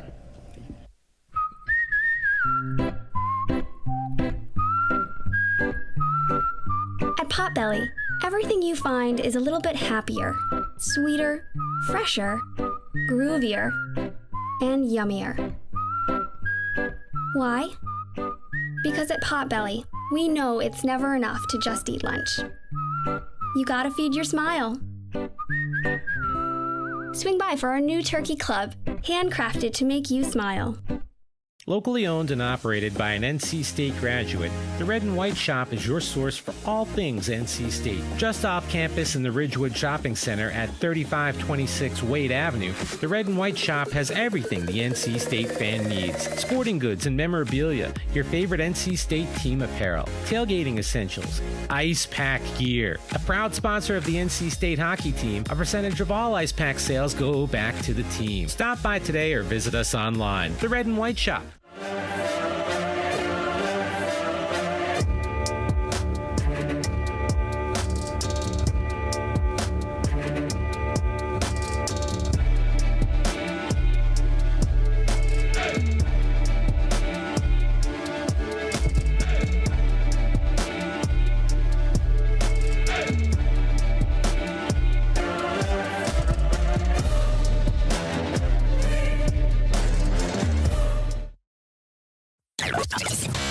From the top of D.H. Hill Library. Don Diablo. Oh yeah, this is actually in my studio. WKNC HD3 Raleigh. Hey, what's up and what's going on, folks? This is Kid Kinetic, your boy up here at the top of the hour. And guess what I got? A treat that's too sweet to beat. This is Wolf Bites Radio.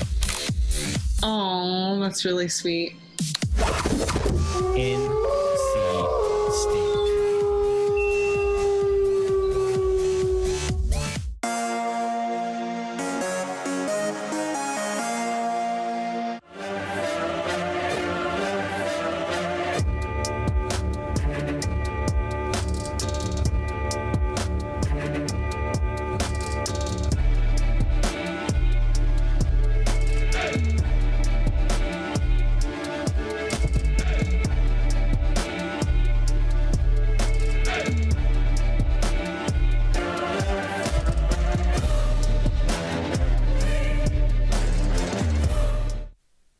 Pennsylvania. Welcome back to post-game coverage here on PackTV. Icepack with an 8-2 victory over UNC-Wilmington. Joining me now, the head coach, Tim Healy.